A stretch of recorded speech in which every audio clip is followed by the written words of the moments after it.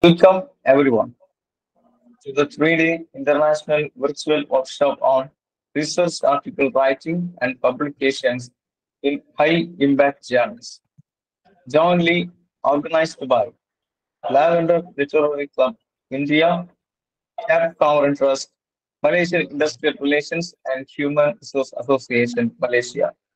Today we have three sessions. The first session, our speaker is Professor Dr. Balakrishnan Parasuraman.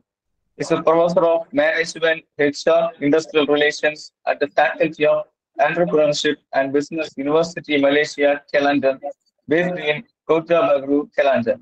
He is a member of the International Honor Societies of the International Employment and Labor Relations Association, based in Geneva, Switzerland, Malaysia. Institute of HRM and International Employment Relations Association, Sydney, Australia. He received the Global HR Award 2009 from the World HRD Advisory Council. He was adjudged as an outstanding PhD researcher at University of Wollongong, Australia in 2004, a recipient of the Visiting Research Fellow at the Center of Asia Pacific and Social Transformations, Faculty of Commerce, University of Wollongong and University of Indonesia in 2010. He is a popular choice as an interviewee by TV and radio stations to give opinions on HR-related issues in global or local perspective. We are very glad to have you, sir. I hand over the session to you. This session is yours. Okay, Gino, can you hear me? Yes, sir. Yeah, yes, sir.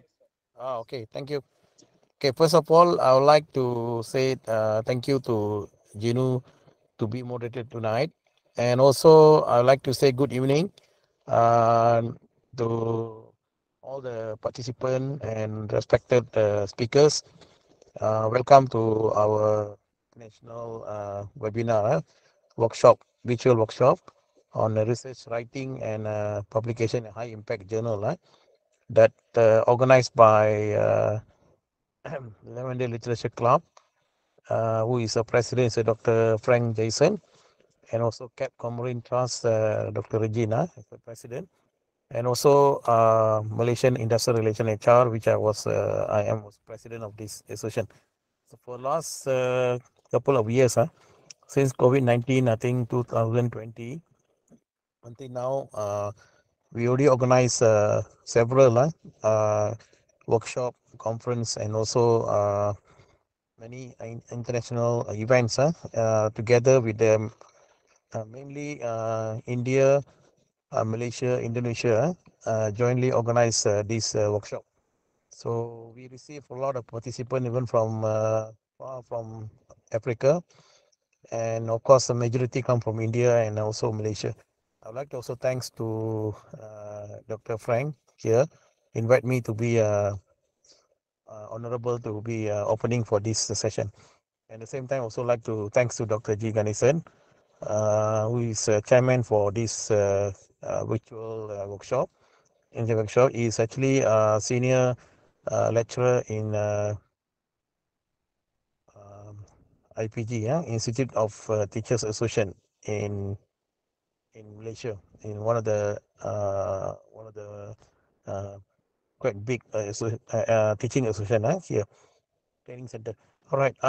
For today, I think I'm very glad to see many of scholars, academic scholars, and also some of the student PhD join this very important agenda, research, writing, and also publication, high impact journal.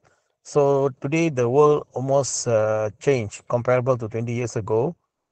Those days, I think we are only focused on the index journal. Uh, at least we got index journal that most of the scholars academic publish those days.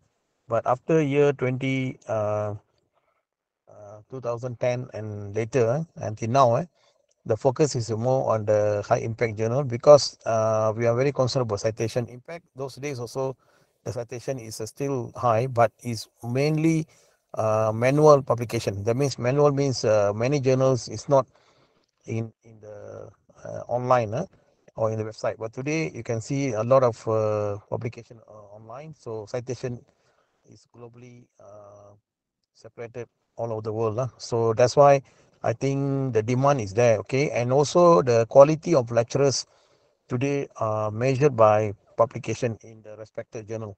So many journals in the world now are highly respected, highly indexed. That's why you can see when we counted for index, H index, and all these, you can see that the how our lecturers actually compete around the world. So those days you can work a silo with many countries by yourself, but today we cannot. We have to work as a big team around the world. And also, I very much encourage all the lecturers, young lecturers, or currently who are teaching at the university or college, in fact, the PhD scholar or master scholar, go and publish in your own field. Of course, you can also cross over to another field. Doesn't matter. Now we are looking at a multidiscipline, maybe. So you can combine two or three field together and publish, and that will be more very helpful for you to to increase your citation in the journal, high impact journal. So, for example, recently, yeah, I worked closely with Dr. Jaya Raj. Dr. Jaya was one of the top scientists and was a speaker also for this virtual workshop, right, in the past. And recently, Dr. Jaya invited many scientists and social scientists, some from other countries, mainly from Malaysia, many universities, public and private universities. And before that, he able to manage to receive 1 million research grant from European Union, together with the one of the state government in Perak. We call Perak State lah. So the amount is equivalent to 5.5 million ringgit Malaysia, and that research mainly focus on the what do you call ecotourism and biodiversity, biotechnology. One of the area they call Royal Bloom. Royal Bloom is actually is a forest reserve area, and with a nice view with the lake and all this. So that forest already declared going to be international recognized forest, that reserve fauna and flora, and same time they're also going to develop kind of ecotourism. So you can see that there's a various field. In fact, I also invited by Dr. Jaya to set up HR policy for that resort, because that resort also become the research center and also attract the tourism. And maybe in the future, Dr. Frank, Dr. Jason, Regina, probably we can have our conference in that particular very nice, very beautiful place near the lake and surrounding by all the nice mountains, and the weather also quite nice over there. So there will be more and more research coming to the what do you call cross over the field, like why Dr. Jaya invited me to be there. So the grant already allocated each of the expert, and also my colleague from Faculty of Entrepreneurship and Business from University of Malaysia Kelantan, and they are developing entrepreneurship and some of the ecotourism from their side. So you can see that they're also going to set up a research center. So European Union, why they give 1 million euro to us? Because they can see the potential to preserve the forest, from the destruction for the environment. Currently, you can see the weather change around the world. So that's how you can see going to be more than maybe 50 papers, high impact journal going to publish in respected journal. And even though Dr. Jaya is a leader for this project, but he have a sub team all over impact in India, and also other countries also involved in this research, so that we are able to do research first. So I encourage all the young lecturers, because I'm already teaching at the university almost coming to 26 years plus. I was teacher 3 years, so 29 years experience. I can see that publication will come from the good research. So first you must identify, you must get a good grant, and then after got research grant, then you come out with a good data that the data can compute and analyze and suitable for the publication. And this crossover research is very good. It's a 5 years research plan. No, 5 years project. So from here now until finish. So I'm almost retiring when the research complete, because my research will start in the year later 3 years from now.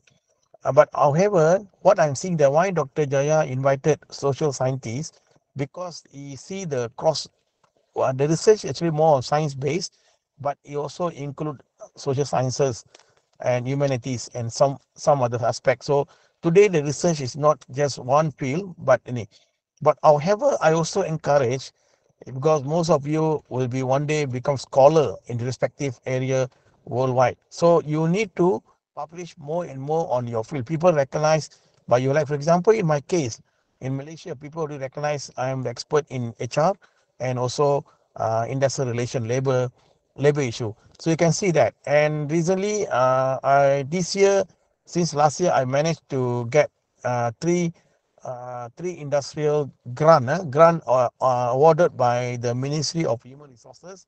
And after I completed with a professional group of people, like for example, I work close with the Sabah Banking Association, and also so we are come up with a new research come from the industry.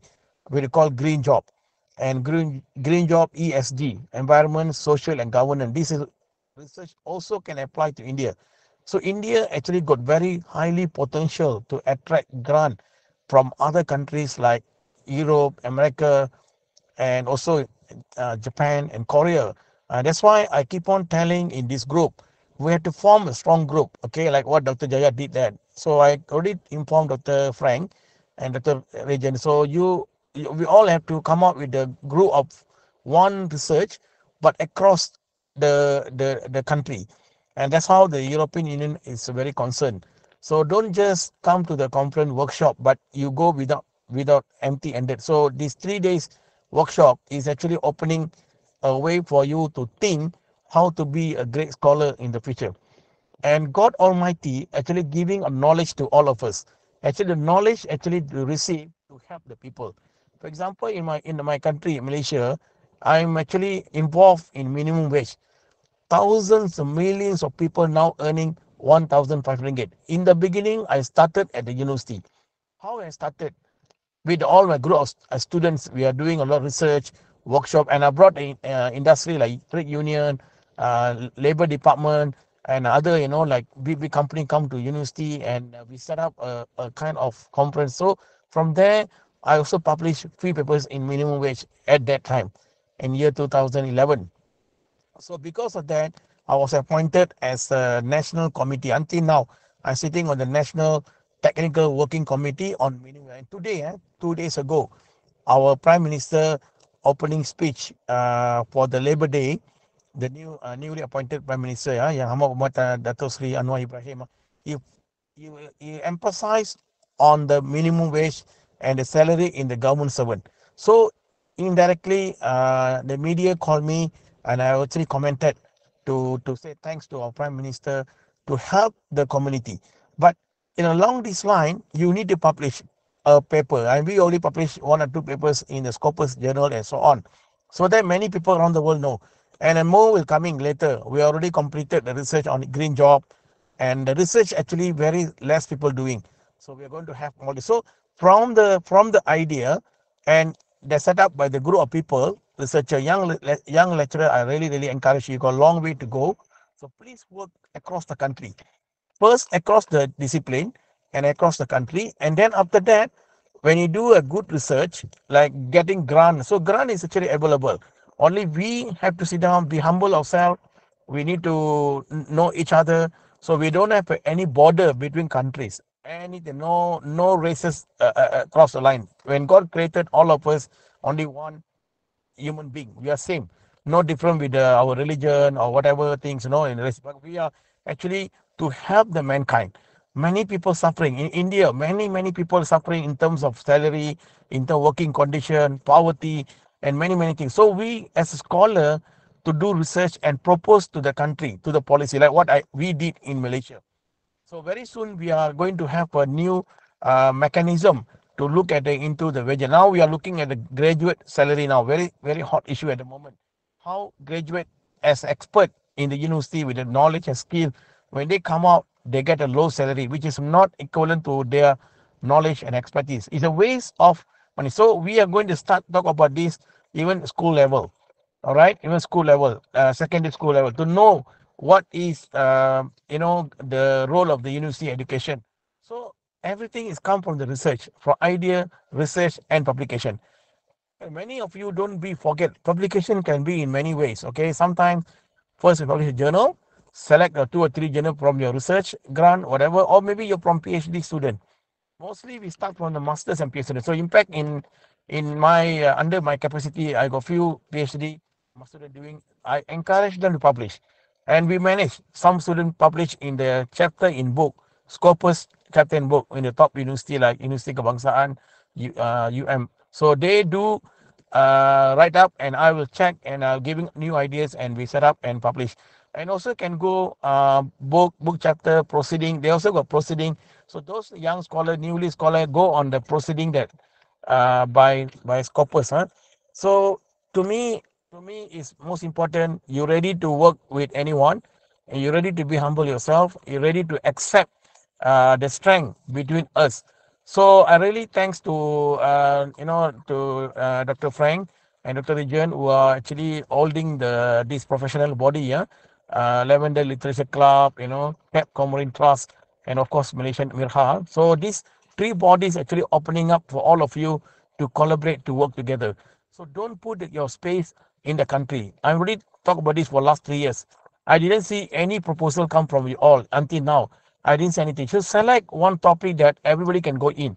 Example, you talk about one topic like poverty. Example, poverty can go on the even literature, English also can go in, anthropology can go in, business can go in, management, economics, even from science, biotech, entrepreneurship, many field can do. So start from something small project. In fact, myself and Dr. Frank, when we started as a friend, through Dr. Ganesan, I'd like to thanks to Dr. Ganesan. He invited me to this group, this what do you call this workshop and so on. And I immediately talked to the friend, why not we come up with one edited book? Thank God, and I really thank Almighty God, and we able to complete it around 50 papers we gathered from Africa, India, and also Malaysia and Indonesia. 4 countries involved in our editor book, and I was the chair, the chief editor, followed by Dr. Jaya, Dr. Frank, and another Dr. Ariana from the top University Indonesia. So from this edited book, your country name will be known many many countries around the world. So indirectly we promote our country's base. So I say we just talk nothing. Then I say why not we start with the writing edited book, and this book is very unique because we have come out with a research methodological book on multidiscipline. Very unique in terms the paper contributed is a very good for those who want to know a lot of methodology like qualitative, quantitative, and also multi-method. So for the start, for the people in undergraduate, like student from degree, student from bachelor, masters, PhD, and maybe professional degrees, doctorates, they can use this book as a base to understand how to go about the. So that's how I started. I don't just talk about we have to start something. So that is a big contribution. I'm going to retire soon, another 3.5 years. But before that, I want to help these young scholars who are still learn and still want to. So few PhD students contributed. And today I received good news from my former student MBA. Dr. Kamil, he already got a doctorate long time ago in arts, design and arts. But he did a MBA under me, and now he's doing PhD. So he told me that he was very glad he's in the TV show tonight. He was in there and said, I learned a lot from Professor Bala on HRM. So you need to recognize yourself in the community. Publication is one of the way to promote your country around the world, and you also promote yourself as expert in the field. And at the same time, you also can attract grant. When you publish in high impact journal, the reason why you will be known by scholars from other countries, and a lot of grant available on these countries, so that they will invite you. Can you come and join? And that's how I got it 2 or 3 grant from International Labour Organization. All this evidence, actually, I got it from European exchange, grant, Korea Labor Institute, Japan Institute of Labor, and also World Bank. Impact in Malaysia, I got a lot of grant from the national grant. So from the experience, I do research first, and then after the research, and then I completed and I go to publish. So our research that green job, next week the minister will be launched our research report that already completed, and the week after that, my co-researcher, Miss Margaret, she's a president of Sabah Banking, so she going to given to the all this our research report to the all the bank, the big bank in Malaysia, because we are doing case study on bank. So bank going to lose most of the people who lost a job in Taylor, because every customer now doing under online transaction. So they're going to lose a job. But in order to help them, Ms. Margaret come up with this idea and work. So I'm the chief investigator, researcher. I told Ms. Margaret, why not we do this research? So now they're going to help a lot of bank people lost a job with a green job. That means they're going to set up a green kind of job to agriculture, to help the people, the customer itself. So this is going to be ambassador as a green job ambassador for the bank. So banks still preserve them as employee, but they are transformed the new job created by new with a new environment, because they're going to protect the environment. That's why they call green job everything. So these are the one way to help people who are going to lose the job. You can imagine many people lost it. So as a researcher, don't only you focus on your own career. Of course, automatically your career will be, will be improved. But at the same time, you also help the community. You also help the people around surrounding. So the fundamental core research is actually to solve the community problem. So with all this, my point, please take it into account. So go impact journal. Go for the journal that you familiarize with your own field. Publish as many as paper when you are a lecturer. Don't wait. And cross discipline very important. So go to the Scopus journal, go to the ISI, but cross discipline much better. But don't let go your own field. You must be expert. Like you are in English, of course you focus on the literature on English, but you also can go on the graduate employability, because English is one of the important language. Like me, I can speak very good in Tamil. If I go to India, in Tamil Nadu, I can speak very well. I can present paper in Tamil, because even though my education background is Malay. Okay, I study Malay from the since school or days until university. So I can speak Malay also. And when I go to Indonesia, I can deliver the paper in Malay. People in Indonesia understand. I go to Brunei, people understand. I speak Malay. If I go to like India, maybe Sri Lanka, whatever countries, and even many Tamilians can speak. So a little bit on Hindi and all this, I can understand. I can familiarize with the Indian culture, because we are origin from India. So our culture very much based. So I can speak to the community in my own language. I say I go to the rural area. I talk about education. I talk about graduate employment and all this. So I can communicate with that. So and language is very, very important. All right. So even sometimes I also publish paper in Latin America. Like 2 weeks from now, there will be a call from United Kingdom with my university collaboration on the. So we're going to have some collaboration, further collaboration with the Nottingham Trent University on the. So they invite me in the expert in HRM. So things will come back to you. Don't worry. The more you publish, the more things will. So when you're young, you publish as many as a paper. Yes, need to sacrifice. Sometimes sacrifice will come later. That's why you see, even my son, even though he study engineering, I also encourage him to take human resource subject, and he managed to get certificate. So I said, don't be engineer, just work with the engine. Cannot. You be doctor, just know about doctor operate. You don't know about human touch. So that's why you take and then he was coached by one of the top HR from the DHL from Singapore, and he already got his certificate. So I said to him to be so he learned also a lot of things, soft skill and so on. And these are how we train our student and so on. So with that, I think I humbly again thanks to all the respected speakers that invited to speak today, and also all the respected participant. We all like one big family. I respect you all. I'm really thankful to you, and also I'm thankful to all the students who impact some students also from school joining, maybe university lecturers, university scholars, PhD, masters, and especially thank to Dr. Frank, and I also thank to lecturers from all over Malaysia, India, Indonesia, those joined today. And I know Dr. Nadarajan also here. You always actively participate. He's a senior lecturer from Sabah. And maybe Dr. Ganesh was here. I'd like to thank all of you. And we are like friends. I'm here, just want to share only. I'm not a go like I'm a professor. No, I just want to make our friendship to continue and all my point taken into seriously. And I'd also thank to Dr. Regine, who also play active role in this organizing this workshop. For all of us, not working for money, nothing. We're working for voluntarily based. So all the best. So I officially opening this international workshop, virtual workshop on the research writing and high impact journal publication. Thank you very much. Good night and see you again. Bye-bye.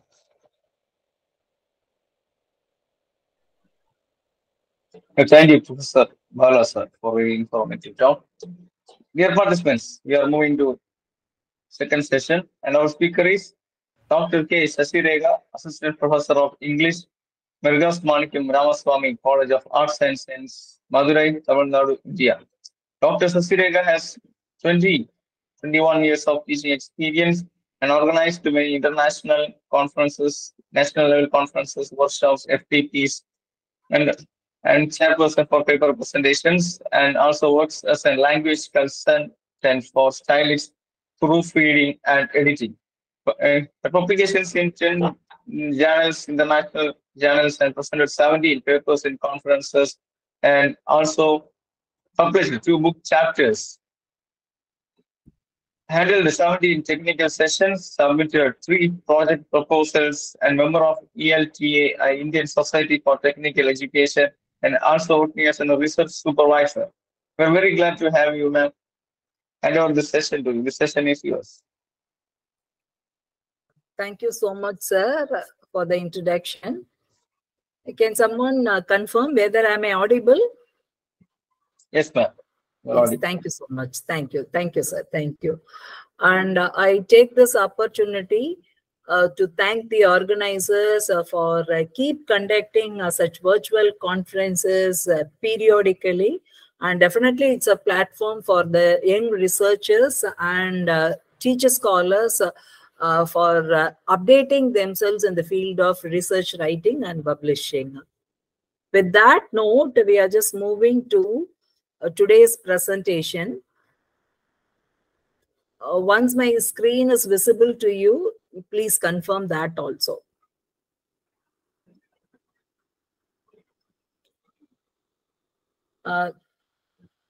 So on the topic, mechanics of research writing, choosing an apt theory and publishing, I'll be handling the session today. See, almost, I guess, the participants across different places might be researchers, or you would have, or you might be the doctorates. So whoever it may be, you must be aware, or you should know how to proceed with the mechanics of research writing and what theory to be applied for getting our article or our research publication. So under this topic, the session will be taken forward. So before that, let's understand what is a research writing and why research writing, what are the nuances involved in research writing, all those details. So we do writing for several purposes, which comes under, if I have to put it in broad classification, it is going to be formal writing and informal writing. And we don't have any business for informal writing as of now. So under formal writing, we do business communication, we do classroom teaching writing, and that comes under academic writing. So under academic writing, we got research writing also. We cannot separate research writing and academic writing. It is integrated. And academic writing, very specifically when it comes to research, it is based on series of investigations, experiments, or studies. studies. It could be a field study, or it could be a study from various sources like books, web sources, magazines, etc. Whether it is a field work or field study, or else experiments in the laboratory, or else the experiments taken, investigation done in the field, the simple bottom line is research writing is not done overnight. It requires and it takes over a period of time. And the outcome of our research writing is going to be a new insight to our existing research, or else a kind of a findings. Maybe an example will help you to understand better about research writing, and then how a new insight has been gained based on the research writing. See, for example, let us assume that cloud computing, I believe there are general research scholars, or is it only literature-based research scholars? Can someone confirm that? Do we have scholars from all streams, or only language and literature research scholars? All right, I assume that research scholars are from all stream. Anyway, this example is not something specific towards science. It's easy to understand only. Let's assume that cloud computing is the topic of a researcher, a young researcher. So a young researcher one second, give me a second.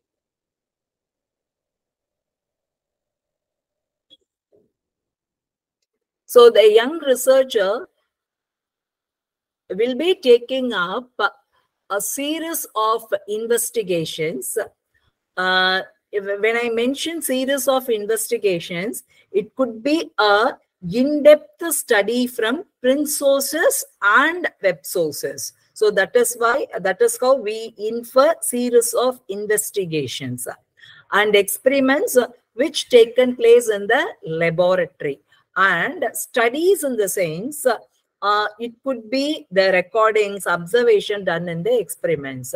So what is going to be the outcome? It is going to be the new insight, or else it is going to be the new finding.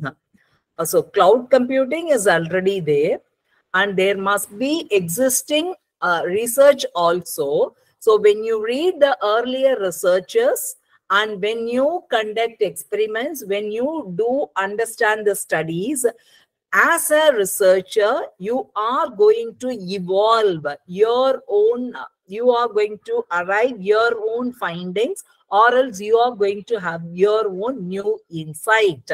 It is not going to be the replica of earlier researchers. It could be a step ahead of the earlier researchers, or it could be the new dimension of earlier researchers, or it could be something, a new finding of the earlier researchers. I believe now the participants are convinced what is a research writing and the components required for it. Fine. So academic writing, and under academic writing, we brought research writing, and research writing could be carried away by a series of investigations, experiments, this, that. Now, let us understand, as a researcher, let us be very clear, why research writing? Why research writing? Research reading, is that okay? We understand. And now, let's move on and let us understand the objective of why research writing. See, any research, yes, any research for matters. It could be from science and it could be from humanities, or it could be from science, or it could be from engineering, or even from the medical field. Unless it is documented by the researcher, it will not be it cannot be validated. The research will not be a validated research. So to make it as a kind of authentic documentation, a researcher should go for a research writing. All right. And earlier, research and teaching was integrated. Yes, a teacher with some experience will take up research also. Nowadays, research is not just confined to academics, it has been extended to industries also. So, what it has been happening in academia and what sort of research happens in industry varies. But whether it is academia or else it is industry, the documentation is very mandatory. Unless we document the research, it cannot be validated and it cannot be further used as a scientific writing for further reference. Hence, research writing has been insisted. And research and development, it is a kind of for any field, whether it is literature or language or commerce, trade, business, whatever it may be, we keep doing R&D. I'll put R&D in a very simple terms so that the participants can quickly connect and understand what do I mean by research and development. See, before COVID, we are not even sure of online classes, webinars, and other things. Once after the COVID, now we understand there is an option called a virtual meeting and a Zoom call, then Google Meet, even our own programs have been conducted in the online mode. Once we started exploring online mode, there are so many, knowingly or unknowingly, there would be a research and development further using the video calls. So in the very beginning, all of us faced technical glitches. Then slowly there was a series of research and the service provided, the internet service provided, they tried to fix it. And Gmail has come out with so many options like Google Meet. Then institutional wise, they advised us to go for G Suite, then Google Classroom. This, that all happens because of the research and development. So any field for matters, there is going to be research and development. It need not be from academia. It could be from industry side also. Anyway, unless it is not authentic, documented, whether it is for academia or for industry, it cannot be useful for the future generation or for the next set of users. Hence, research writing is recommended. And this is a rich corpus for referential resource. Hence, research writing is recommended for research scholars. Now, let us be clear, what is research writing? Now it's very clear, it comes under academic writing. And writing examination will also come under academic writing. But there is a difference between writing for different purposes. Let us define how we have to understand the research writing, especially for researchers, not for industrialists. So what is research? What is a research paper? That also we'll just try to understand. Research is, as quoted little earlier, a series of study done in any field and keen observation, recording of that scientifically and arriving at a conclusion, that we call it as a research. So research has a start point and it will continue for a period and the process will be over with the new insight or with the new finding. That's what we could understand as a research. And when that happening has been documented in the paper, that we call it as a research paper. How we started the research and how it was carried away throughout the process and what was the conclusion arrived at. So when this frame has been fulfilled, that we are going to call it as a research paper. So to begin with, we just think how to frame a research topic. See, like in a single shot, researchers cannot fine-tune their research topic. It is not simply a naming ceremony which we can use our favoritism or something which is impressive cannot be given as a research topic.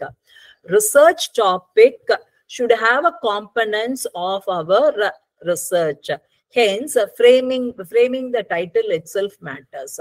So, we have to go for a working title. Working title should be appropriate, could be very appropriate for any research. And to make you understand research topic, I can give you another example. See, there are verbs.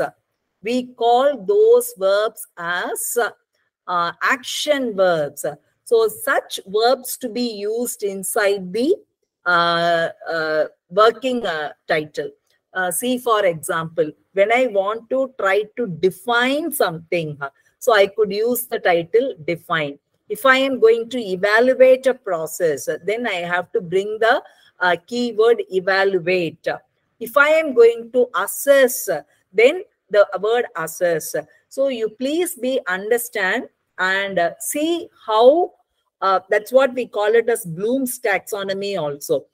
They recommend a set of action words as verbs to be used in the research writing. So verbs like define, comprehend, evaluate, review, kind of words to be used in the title itself. And the keywords which we are going to use is based on the research background. So the literary research background, science background, commerce background has different jargons, different set of specific vocabulary also. So a researcher based on the research area should identify the research, the keywords also. So the title cannot be fixed in a single stretch or as a single shot. Even framing the title will demand many changes. Every time you can write a title and don't use adjectives inside the title, then it will not come as a working title. Adjectives should not be used, and we can drop out unnecessary prepositions, and tenses need not be over there. Tense markers. When I say tense, it is not tense markers. Any be verbs, it need not be used in a research topic. I repeat, research topic can have appropriate action words. Yes, and the examples given there, verbs like define, evaluate, review, assess, such thing. And then no adjective to be used in the title, and unless otherwise it is highly demanding, don't go for tense markers like be verbs. Was am kind of job over there, and prepositions also. And the research, every individual's research area would have given you a keywords. The prominent research area should define or should help the researcher to get the keywords to be used in the title. So the title should not have any ambiguity. It should be very clear, and it should be very simple and straight. In such a way, the research topic to be framed. So it definitely involves several corrections, several improvisation, and sometimes you have to add 1 or 2 words, or sometimes you have to delete a few words to make your research topic as a clear working title. Then the next step in the process of research writing is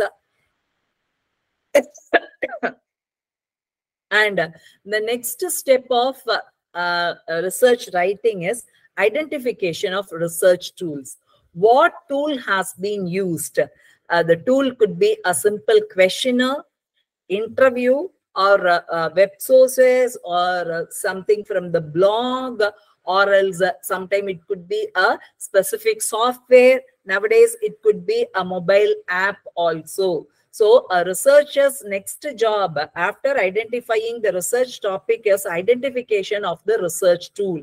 And any research, irrespective of the field, requires many tools, several tools. Sometimes it ranges from conventional tool to the latest tools. So we may not, as a researcher, we are not going to stick on to one or two tools. It is going to be a set of tools. So let us be clear about that. Let us be aware of the appropriate usage of tools required to carry out the research. And it could be a software, or it could be a mobile app, or it could be anything matters. Yes. So let us be aware of that. So using the conventional tool or the software, there is going to be a collection of data. So once the data is captured in the form of text, or in the form of experiment, or in the form of study, whatever it may be, the next step of research writing is interpretation of the data. The data captured to be interpreted. Yes, or else the experiment done in the laboratory should be, the observation has to be, the data is going to be a kind of observation if it is experiments. So whatever it may be, it has to be interpreted accordingly, so that the researcher would gain research insight. Then every time when we make a study, we are going to develop, or the Hello, excuse me, ma'am. Yes. Ma'am, your voice is not audible. Oh, very sorry. Is it okay now? Am I audible now? Yes, ma'am. You are audible. Yes, ma'am. Is it only to one participant or to other participants also? Actually, it's rainy and it's a very cloudy here. Dr. Prema, it appears I'm audible to What other about others? I'm not participants. sure about others. Yes, others are telling that I'm audible only. Yes, So ma'am. please check your Ma'am, audible, internet. ma'am. Yes, thank you. Yes. Thank you. You are Thank audible, ma'am. You're audible, ma'am. Perfectly Audible. audible. Thank you. Thank you, participants. I guess I could go ahead. Can you please respond? Anyone of Yes, you? ma'am. I couldn't hear the voice. Dr. Prema, you just log out and log in again. That is one way of fixing this issue. Shall I proceed? Yes, ma'am. You can Yes, proceed. ma'am. Yes. Please do. Sure, Yes, ma'am. sir. Fine. So, see, research topic framing, then identification of research tools, and data capturing, interpretation of data. At the backside, if you observe, it would have generated so much of research ideas to any researcher. It goes as a parallel process. Research reading, yes, in several ways, and identification of tools, and comprehending the tools, using the tools, data capturing, then interpretation of data would have generated so much of enough of at least sufficient research ideas. Then, based on your ideas generation, you would be going for, based on the insights, inputs, you would make it as a kind of scientific writing. So this is how it is going to be a research writing. And these are the basic steps involved in the research writing. All right. And with that, quickly, I just highlight what are going to be this session highlights. Of course, we have seen what is title, working title, then how And in the following session, the rest of the session, we are just going to see how we have to select a theory and how are we going to confine ourselves regarding literature review and methods involved in data collection, then writing mechanics, writing research objective, research framing, research questions, and then how to elaborate the research methodology, interpretation of data analysis, reference findings, all other things we are going to see in the rest of the presentation. And of course, we are just going to, before seeing the session highlights,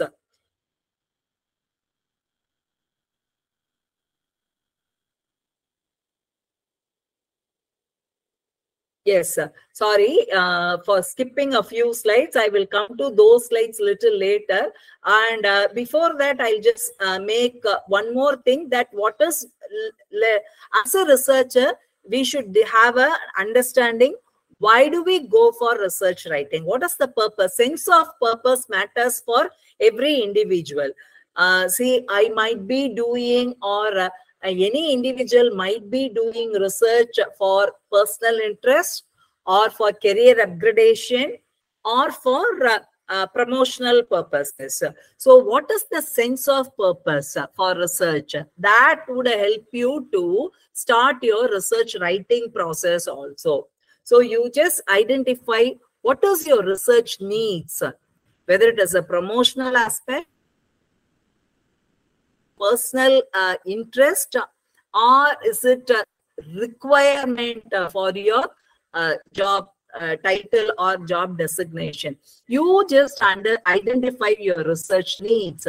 If you identify your research need, we could make your research plan, your research travel also towards that. And the writing could also be based on that. And see, the research writing is for various forums. Like it could be presented as a conference paper or as a research article or book chapter or a dissertation and chapter of a dissertation. So as jotted down earlier, it is going to be comes under academic writing only. All right. Since it is a scientific writing, since it is a technical communication, we are not. This is another nuances of research writing.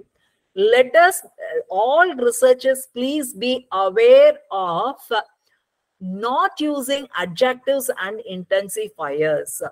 Usually, because of our mother tongue influence, because of our conversational practice, irrespective of our vernacular language, we human beings tend to use sufficient adjectives and intensifiers in our speaking as well as in writing.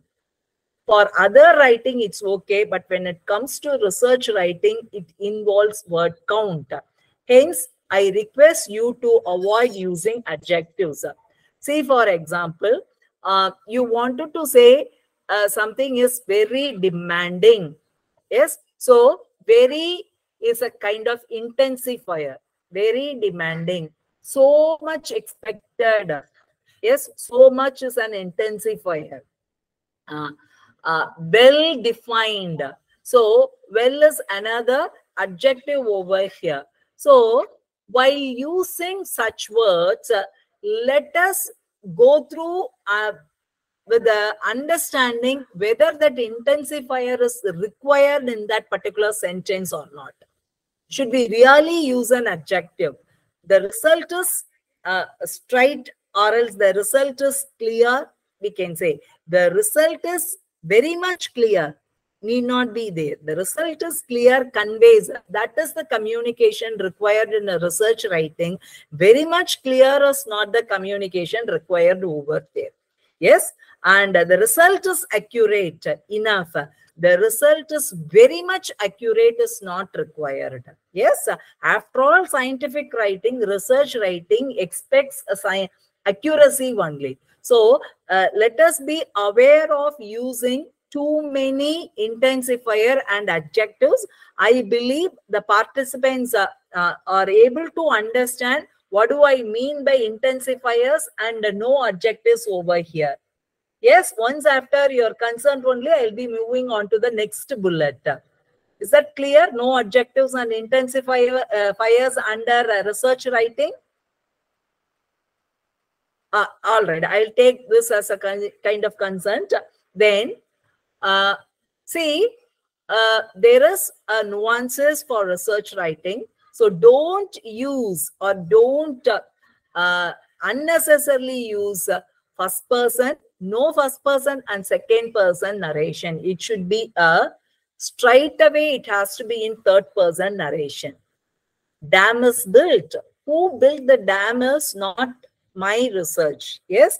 So the focus should more on the action, not who has done that.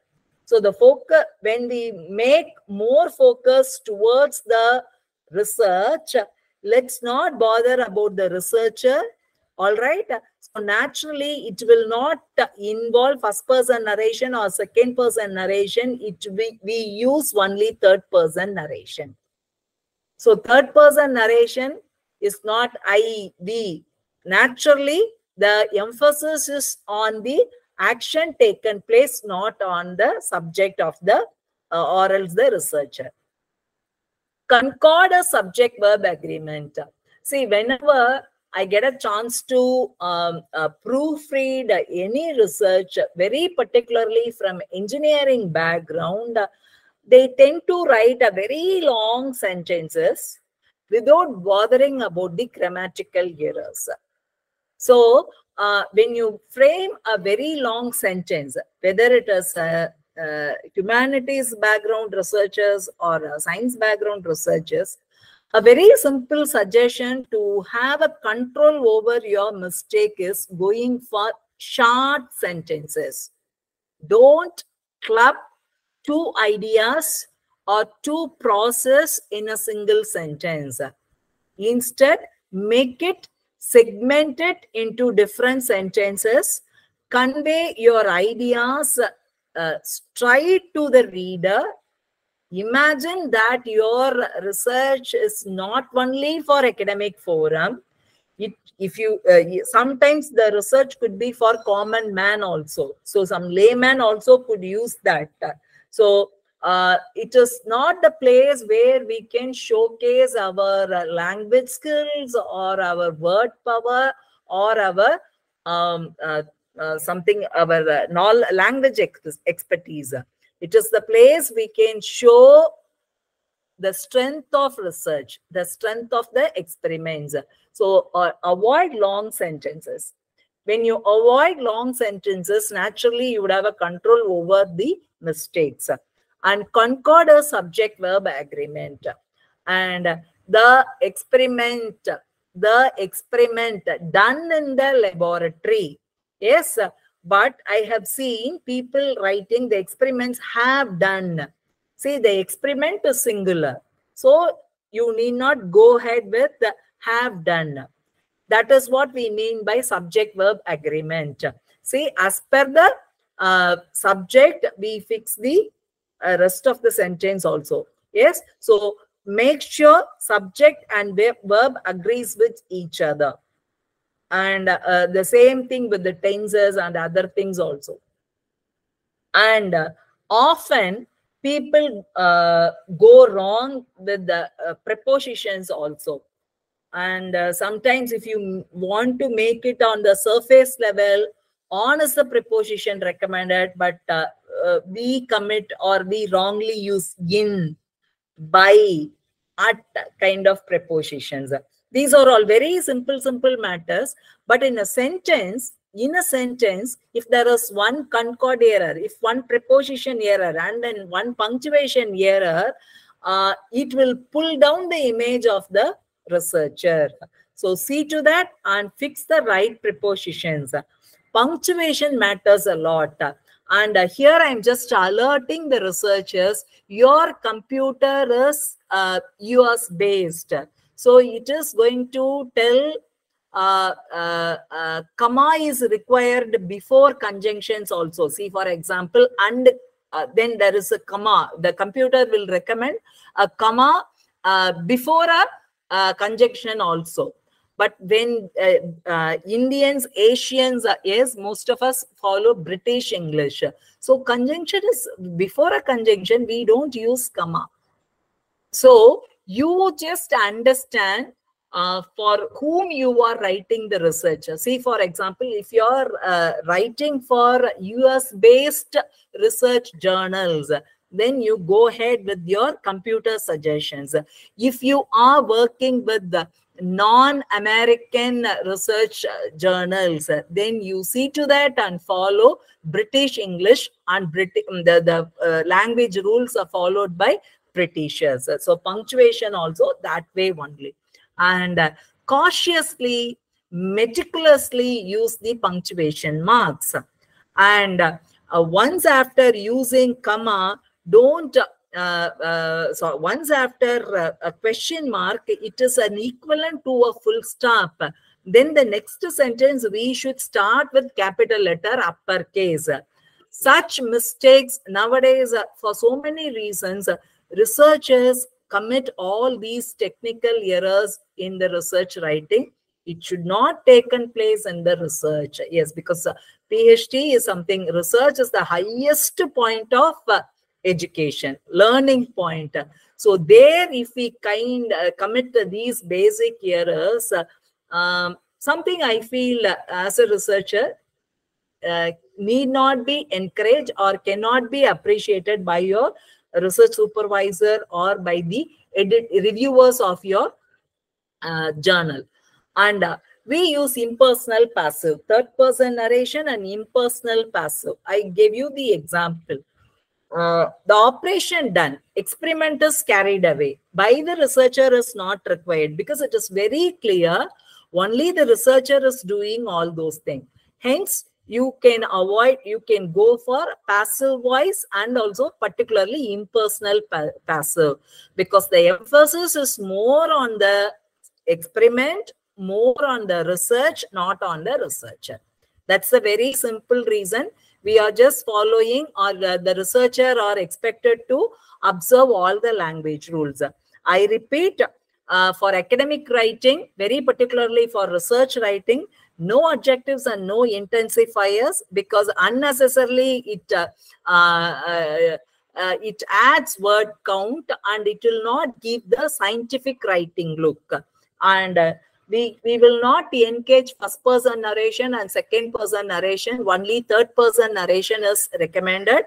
And third person narration, in the sense, emphasis is more on the action taken place, not on the doer of the action. And don't go for long sentences.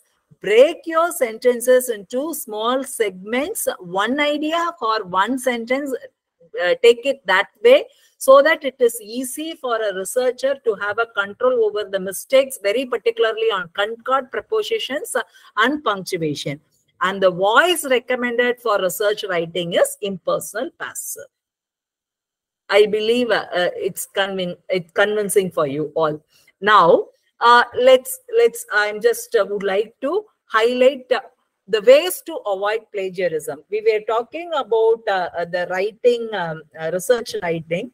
And when it is a research writing, there are, if you follow the very basic rules, very easily you can avoid the plagiarism. Read, comprehend, draft, write, edit, revisit, rewrite. This is the very simple thing to avoid plagiarism. See, nowadays, it is not book reading. It has become screen reading. The researcher opens many tabs. They would read and they would like to carry. Carry out the research writing also. When you keep the screen open or screen reading, you will not write on your own. You would tend to copy paste it, or else you would unknowingly or unintentionally you would be using the same set of sentence, same sort of words in a sentence. That's why for researchers, the recommendation is read the first step. So naturally, you would tend to understand certain thing, then draft it. When I say draft it, it shouldn't be a computer-based. It is a pen paper mode. Then from the draft, you can write. Every time you can edit it. Whatever you drafted and written earlier could be revisited, and accordingly, you could rewrite it. At least this process should be should happen in any researcher's life for 6 months research period, at least for 6 months, so that you must be very clear about what you read, what you understand, and what you are making it as research writing. If this procedure is followed, there is no chance of plagiarism at all. Instead, if it is screen reading and screen typesetting, naturally, one way or other way, it may lead to, or it is going to make your work as a plagiaristic work. And scholarly journals accept only 15% or less than 50% of plagiarism. So let us be careful about it. And 25% itself is accounted as high percentage of plagiarism. And plagiarism checking is not manual correction. It is automated, software based. So if you take a sentence, see for example, if a set of 3 words taken from a sentence will be identified as a plagiarism. I'm talking about a sentence. In a sentence, if a same set of words, 3 words are taken and used in your research writing, that will be counted as a plagiarism.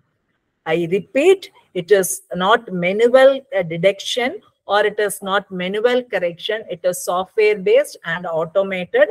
Hence, the plagiarism checker, whether it is Urkund or Turnitin or Scribner or Grammarly or institutional software, plagiarism software, will work on this style only. So to avoid plagiarism, go to the very first bullet. It is read, comprehend, draft, write, read it, revisit, and rewrite. And another way to avoid plagiarism is citation.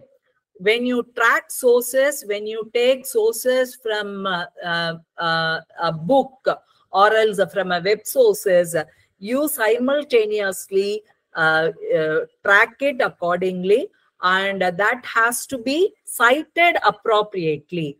When it comes to citation, based on your research area, you will either follow APA format or MLA format or IEEE format, or there are citations, and the computer itself, even in the basic Word format itself, you will come to know reference. If you go to the upper window pane, there is a reference section, and while clicking the reference section, you will come to know how MLA format has to be entered, APA format, IEEE format, all such things. So make it that way. And this is a repetition. Read, comprehend, and write originally along with your research proceedings, findings, and processes. See, your research thoughts is the idea generated should be transferred in the form of writing, not someone else's research idea, or it is just going to be not just copying. It is not, definitely that will not come under your research idea. It will be somebody else's. So you make it as original. And paraphrasing, nowadays people use different web sources, and the AI also come with chatbot and other things. See, technology is always a boon and equally a curse also. When you paraphrase using the open sources available in the website, you could paraphrase it, but it will kill the originality and it will communicate some other meaning to you. researcher, you would have sensed that. Yes, it will not, sometimes that you guys would be thinking that is a very simple way to avoid plagiarism, but it will not communicate what you intended to communicate in that particular paragraph or in the particular sentence. Grammatically, the sentence would have been paraphrased, but it would not have conveyed the message you wanted to convey, or else there would be ambiguity also. And as stated earlier, it will not bother about avoiding adjective intensifiers. It would have used all those things. So don't use paraphrase web sources for paraphrasing your sentence or a paragraph. And it is recommended to use one-word substitution and synonyms to avoid plagiarism. See, for example, one example, all right. See, the one who captures the data and works continuously interpreting the data for several reasons, we call them as data analyst. So instead of saying that data has been captured by so-and-so and it has been interpreted by so-and-so, we could say the word data analyst as collected the data. So let us be aware of one-word substitution. And synonyms also. Synonyms, see, for example, if we use thesaurus, that is going to suggest you n number of, yes, a good number of meanings. So accordingly, we could fix and use appropriate vocabulary as synonym. These are the simple basic ways to avoid plagiarism. All right.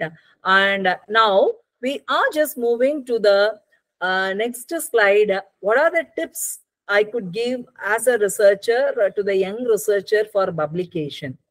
It's very simple. Ethical, let's be very ethical. We are talking about professionalism and professional values, ethics. So believe in your potential, not somebody else's potential.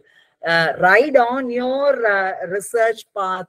Don't travel on the path that someone has already taken their travel. And no shortcuts. Let us believe in our own research reading, our own research writing, and our own research publication. And journal also, every time it is, every journal would also undergo a review process.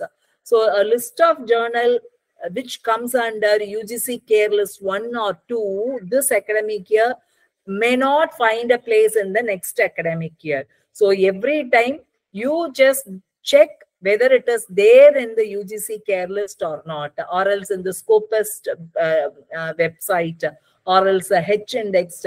So the simple idea is go and check it in the website, and there are hyperlinks for Scopus checking and different ways. Instead, checking it in the authenticated website, the database to be checked in the authenticated website. Otherwise, we may fall into the trap of cloned or predatory journals. And no journal will mail the researcher asking for the paper. Yes, because they will not have time for that. So when it comes to your mail, or when it comes to your LinkedIn profile, or when it comes to your mobile phone, then whatever you are, whatever your requirement to get it published, please be aware and check it twice before going for the finalization of journals. And even research supervisors cannot help in identifying the right journal. So it is your responsibility as a researcher to identify the, you can get guidance from the seniors and early researchers and from research supervisor, but nobody could help you when it comes to identifying the appropriate journal. So it is your responsibility.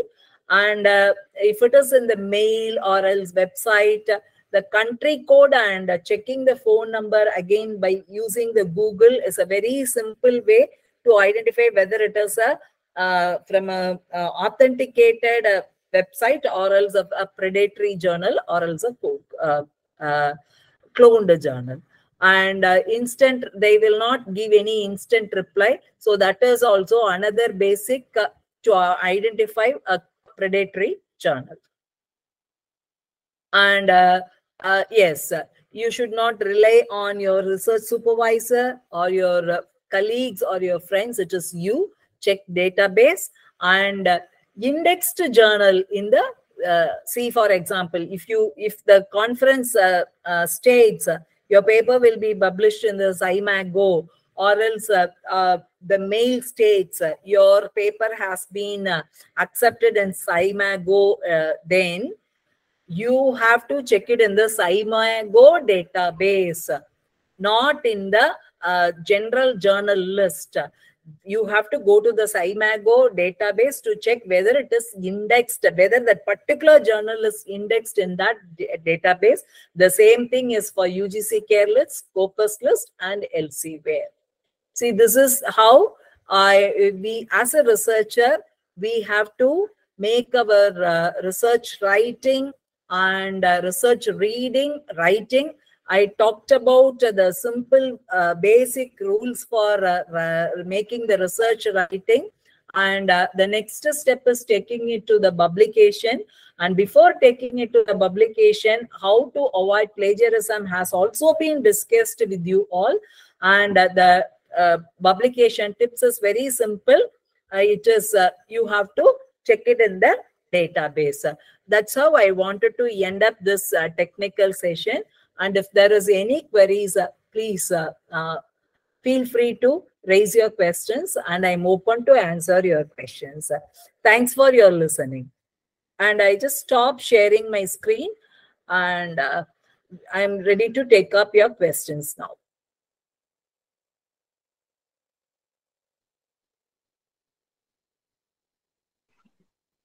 Yeah, dear participants, if you have any questions, you can ask. Hello. Yes, ma'am. Ma'am, I do have a question. I am Yes. a PhD scholar and I'm in the very early process. So I have one doubt. Ma'am, when we are pursuing PhD, we have this one topic, and on that topic, we have to write our synopsis, our reports, and review papers and research papers. So we need to get more items on writing for the introduction matter. So, and the subject I've been working on has very less papers and it is not very much explored. So I have less literature material available. So how should I get more material to write about that subject? Ma'am, when the research material is very limited, it gives more space for you as a researcher to explore your own research writing. You should take it as a kind of advantage. So your writing is going to be helpful for the future researchers. Do you understand that point? Yes, ma'am. Yeah, all right.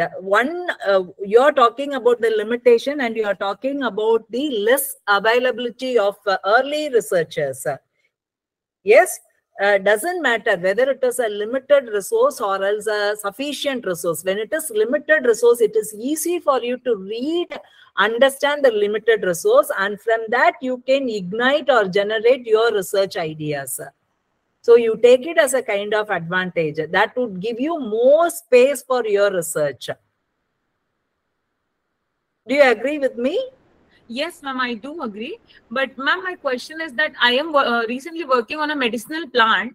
So there are very less papers. So when I write, I'm facing this problem right now that I have written some sort of introductions earlier about this plant. So now again, if I write, if I have to write it in a paper or for a review, then from where I should get that matter, that authentic matter about that plant? See, you're talking about a medicinal plant. See, for example, naturally, you will be introducing the name of the plant and geographical location of the plant. I'm just assuming and giving you the details. If I am wrong, you please correct me. All right. So that is the way you would be started introducing your research. That is going to be your research area, the medicinal plant. So probably the simple way of defining the name, then the locality of the particular species, and what are the uses. That way you can build up your ideas when it comes to writing. All right. That is one simple way of taking up the review. And doesn't matter, the early researchers are very limited journals. That is enough. So you could state that also as a part of your research writing. The early researchers are very limited. Hence, the scope for future research on this medicinal plant is very wide, or else something you have to, based on your research, you have to hint the researcher. The early researchers is very limited and you are proceeding in the new area. Hence, you will be facing the challenges, and you could mention the challenges also as part of your writing. Yes, ma'am. Yes, thank you, ma'am. Thank you so much, ma'am. Good evening, ma'am. I am Pranav. I am an undergraduate student. I'm pursuing computer science and I'm very new to writing research papers. So I wanted to know about, so I'm interested in writing about deep learning, and I wanted to know about what you meant by research tools and about where I can collect data from. Really, doing UG and thinking about research writing itself is something great. Yes, something very challenging also. And it's nice to note that a UG student is interested in research writing. Fine. Appreciation for that. You are talking about deep learning. Yes? Yes, ma'am. So you are your background, you are from a computer domain. Right? Yes, ma'am. I'm a computer science student. All right. So you wanted to write about machine learning. Yes, ma'am. Deep learning is under machine learning. All right. See, my background is not science background. Okay. I just give ideas here as a resource person regarding the research writing. And definitely, I cannot deal with the science background. Still, I just try to answer your question. You would have papers for deep learning, right? Yes, ma'am. In your syllabus itself, there are going to be several papers, or at least 1 or 2 core papers related to machine learning or deep learning. Yes, ma'am. Yes. So there is going to be a set of books prescribed for you. A syllabus is going to be there, books recommended for you. Then there is going to be a list of reference books also. Understood. You integrate deep learning and machine learning from your syllabus, and you check for the recommended books, prescribed textbooks, and there are going to be reference column also. So that 2 columns would be the start point of your research reading. When you integrate deep learning and machine learning from this point, it would generate some research ideas. It will not happen overnight, Pranav. It will happen over a period of time. And as I said, you just draft or whatever you read, whatever is you understand. Yes, then you take up the writing process. Then you edit it, you rewrite it, and you reread it.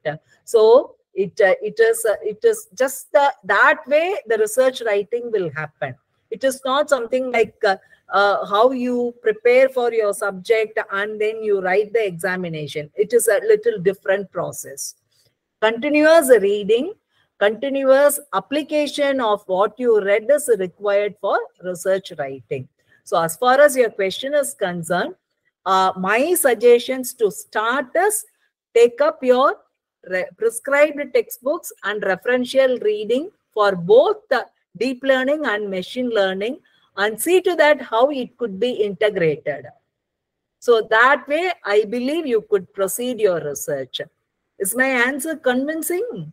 Yes, ma'am. So is what you're saying is basically I should go through my reference notes and I should see if I can use the concepts in real life for any purpose, and then I will write a research paper on that. Is that what Yes, you're saying? absolutely. Absolutely. Okay, understood. Thank you, ma'am. Thank you. Thank you.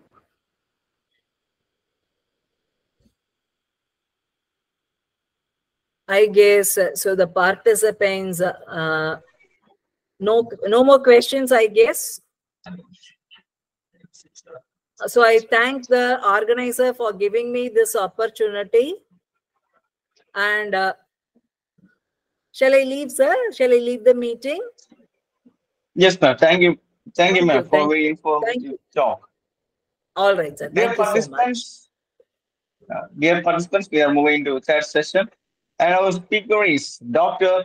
T. Harsini, former professor, Department of English, Dr. MCR Educational and Research Institute, University, Chennai. She is also an editor and content writer. Presently, she is working as assistant professor of English, PG and Research Department of English, Ethiraj College for Women, Chennai, India. We are very glad to have you, ma'am. The session is yours. Thank you, Dinner sir, for introducing me. I hope I'm audible to the audience. Yes, Am ma'am. I Yes, audible? ma'am. Okay, thank you very much. So, thank you, Lavender Club, and for giving me this wonderful opportunity to present my ideas before you all. So, my topic is going to be very, very interesting and very, very simple topic. It's all about writing. Okay, how writing is a craft. Okay, which you all have to imbibe. How you can take it as a passion and slowly develop it in as your hobby as well as also. Okay, so this is what I'm going to explain about. Just give me a second to share my screen. Okay.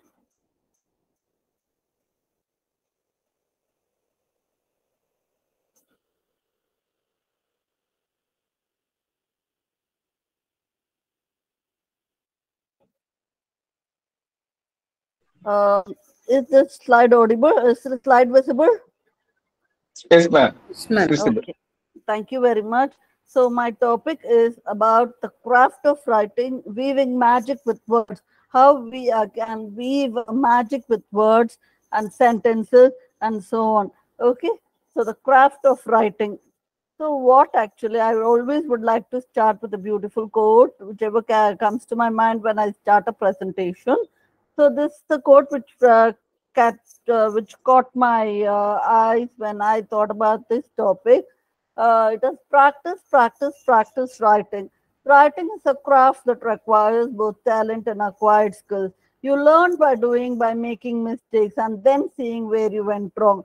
So if you tell me that you have to get writing all of a sudden, it is really impossible. Only by practice you will be able to acquire good writing skills. Okay, so you always have to be practicing all the time. If you want to be a good writer, you need to be practicing all the time. Okay, so writing is a craft that requires both talent and acquired skills. All have talent hidden inside us. It is just how we make use of our talents. It's all about. Okay, so we learn by doing, by making mistakes. Of course we make mistakes. We will make a lot of grammatical errors. We will make a lot of punctuation errors. We will make a lot of the sentence construction errors. But still, we will learn. Okay, we will learn. People will criticize, but it's okay. Only by learning from mistakes we will learn to acquire perfection. Okay, so this is what this quote's about. And then, see. Writing is undeniably a craft.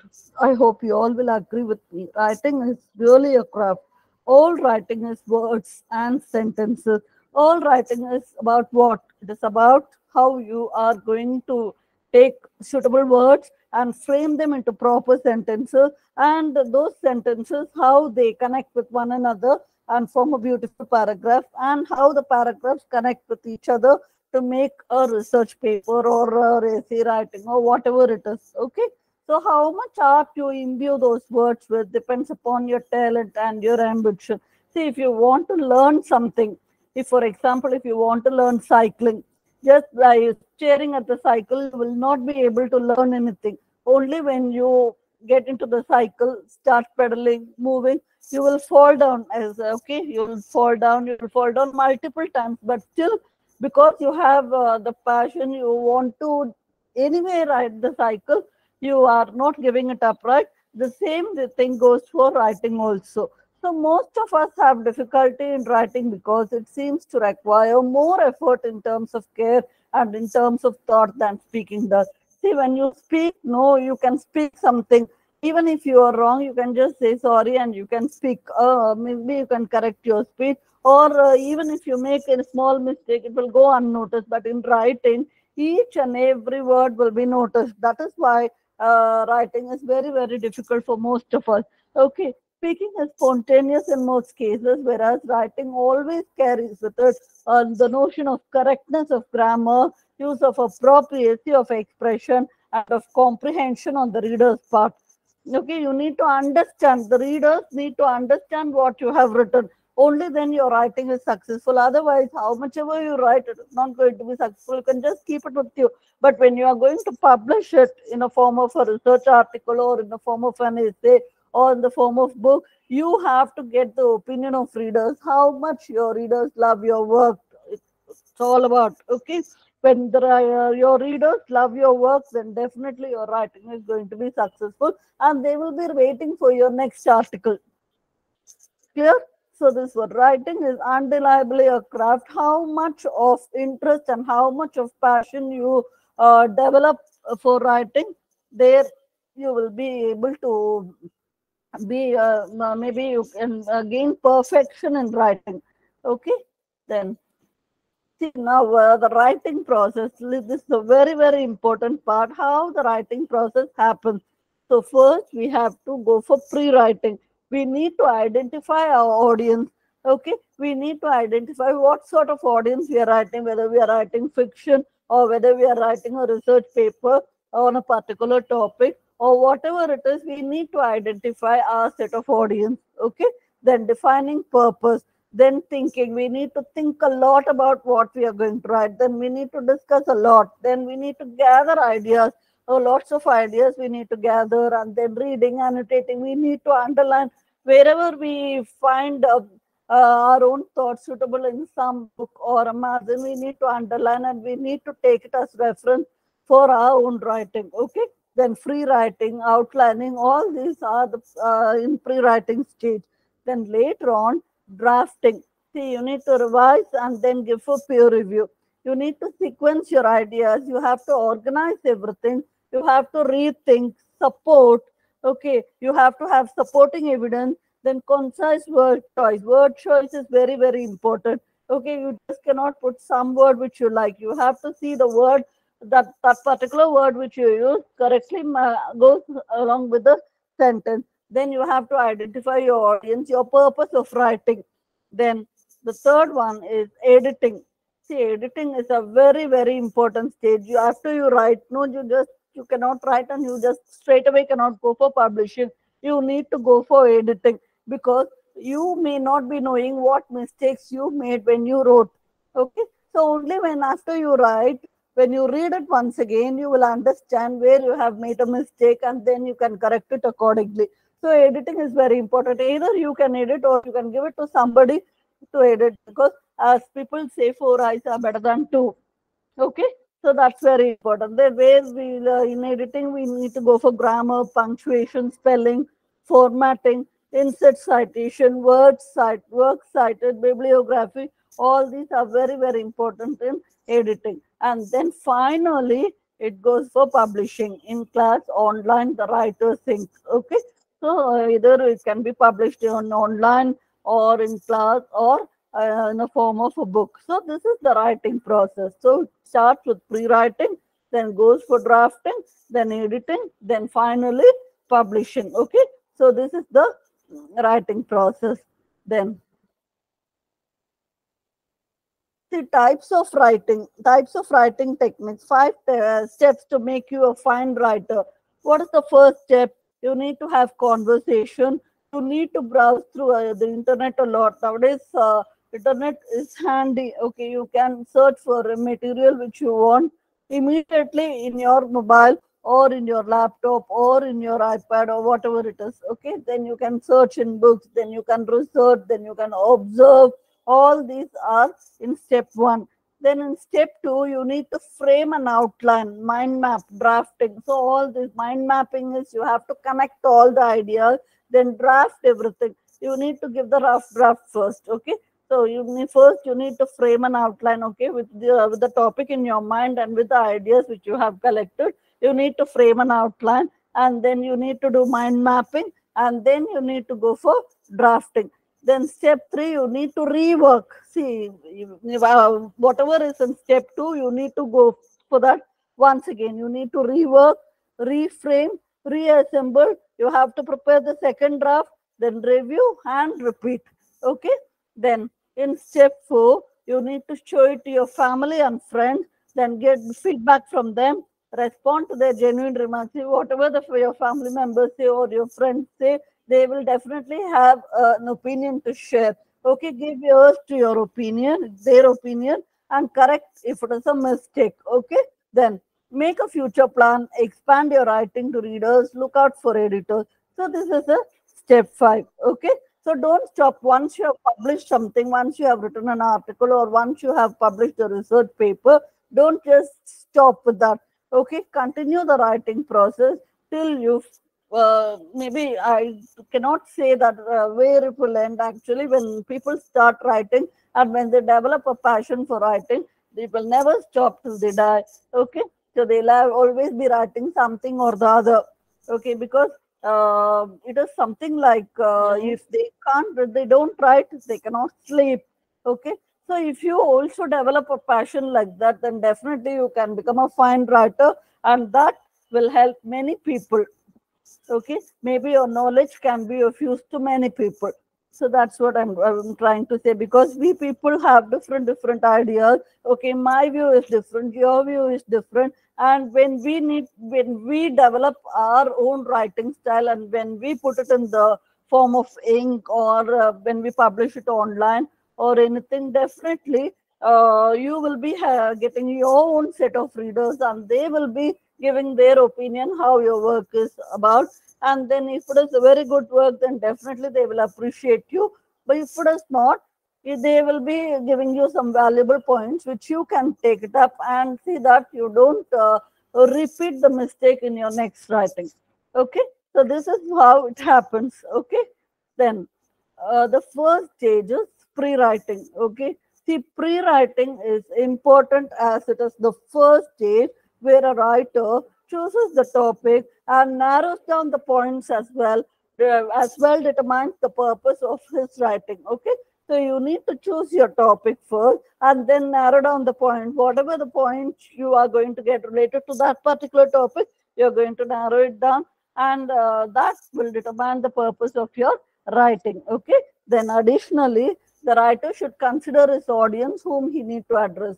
Along with that, you also need to identify your audience. Okay, then for whom you are going to write, or for whom you are going to publish your paper or article or whatever. Okay, then the writer has to find an idea and then try to develop the idea by accumulating pertinent information that support the idea. Okay, so you need to give your own ideas. Along with that, you need to have supporting ideas also that will add more strength to your writing. Okay, so you need to find an idea and then you need to develop your idea by accumulating pertinent information that support the idea. Then the next step is to plan and structure the idea. Then the next step is planning and structuring the idea, whatever you have got. Okay, then the second stage is drafting. See, drafting is nothing but putting the points and ideas on paper and arranging these points in a readable manner. So what is drafting? So drafting is nothing but whatever the points you have collected in the beginning and whatever the ideas you have in your mind, you will put it on the paper. Okay, and then you need to arrange these points in a readable manner. Okay, Then writers usually research about their topics at the pre-writing stage, and then they accumulate the entire information at this particular stage. So what the writers normally do is they research about the topic at the pre-writing stage itself, and then whatever the ideas they have, they'll accumulate the entire information in this drafting stage. Okay. Then the writers do a rough draft, and then they try to arrange the points in a best possible way and gradually prepare a final draft. So whoever it is, even if he is the best writer, he will go for first draft. That will be the rough draft, and later on he will edit and then make it a final draft. Okay, that is what all successful writers do. Don't ever think that even if you are going to be an accomplished writer, whatever you write at the beginning, even if you are highly confident, better go for rereading once again. Maybe when you read once again, you will identify maybe small errors you can rectify, and see that you don't repeat them, and the next maybe final draft you will have a perfect piece of writing. Okay, so that is what drafting is. This rough draft and the fair draft. What is that? Maybe in school days we were taught about press writing, right? What is press writing all about? They would have given an information. We will read the information, and from that information we will collect the points and make it a rough draft. And from the rough draft, we will collect the important information and make it a fair draft. Okay, so that is something similar to this, but this is our own ideas. Our own ideas. We put our own ideas, but whatever the ideas we put, whatever the supporting information is, we take. After we put it as a draft, we need to go through the draft once again and see that everything falls in place perfectly.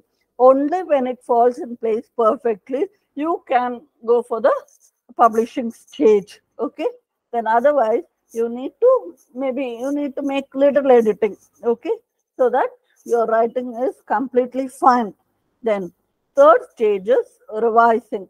See, revising is another imperative stage. As I told you, revising your article is an important stage where a draft is scrutinized thoroughly and points incorporated in the draft are rearranged. Okay, so the draft is gone through properly. Whatever the points, if you have interchanged any points, okay, maybe if you feel when you read the draft, when you feel that this point should have come in the beginning, that point should have come in the end, definitely you can do that. But after publishing, you cannot do. Okay, so that is why revising is very, very important.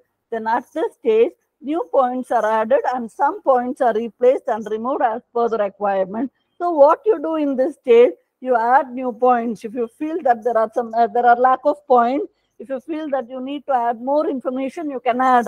Okay, and then if you feel that some points can be replaced with something else, you can do that also.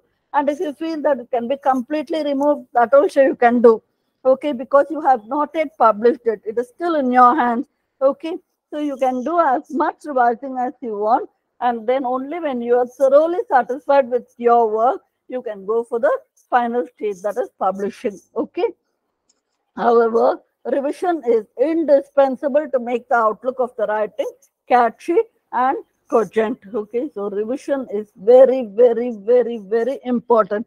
Okay, that is what I want to say. See, what happens actually for many people nowadays is everyone are in a hurry to do something. Okay, if you feel that you want to write a research paper, what you do is you don't plan earlier.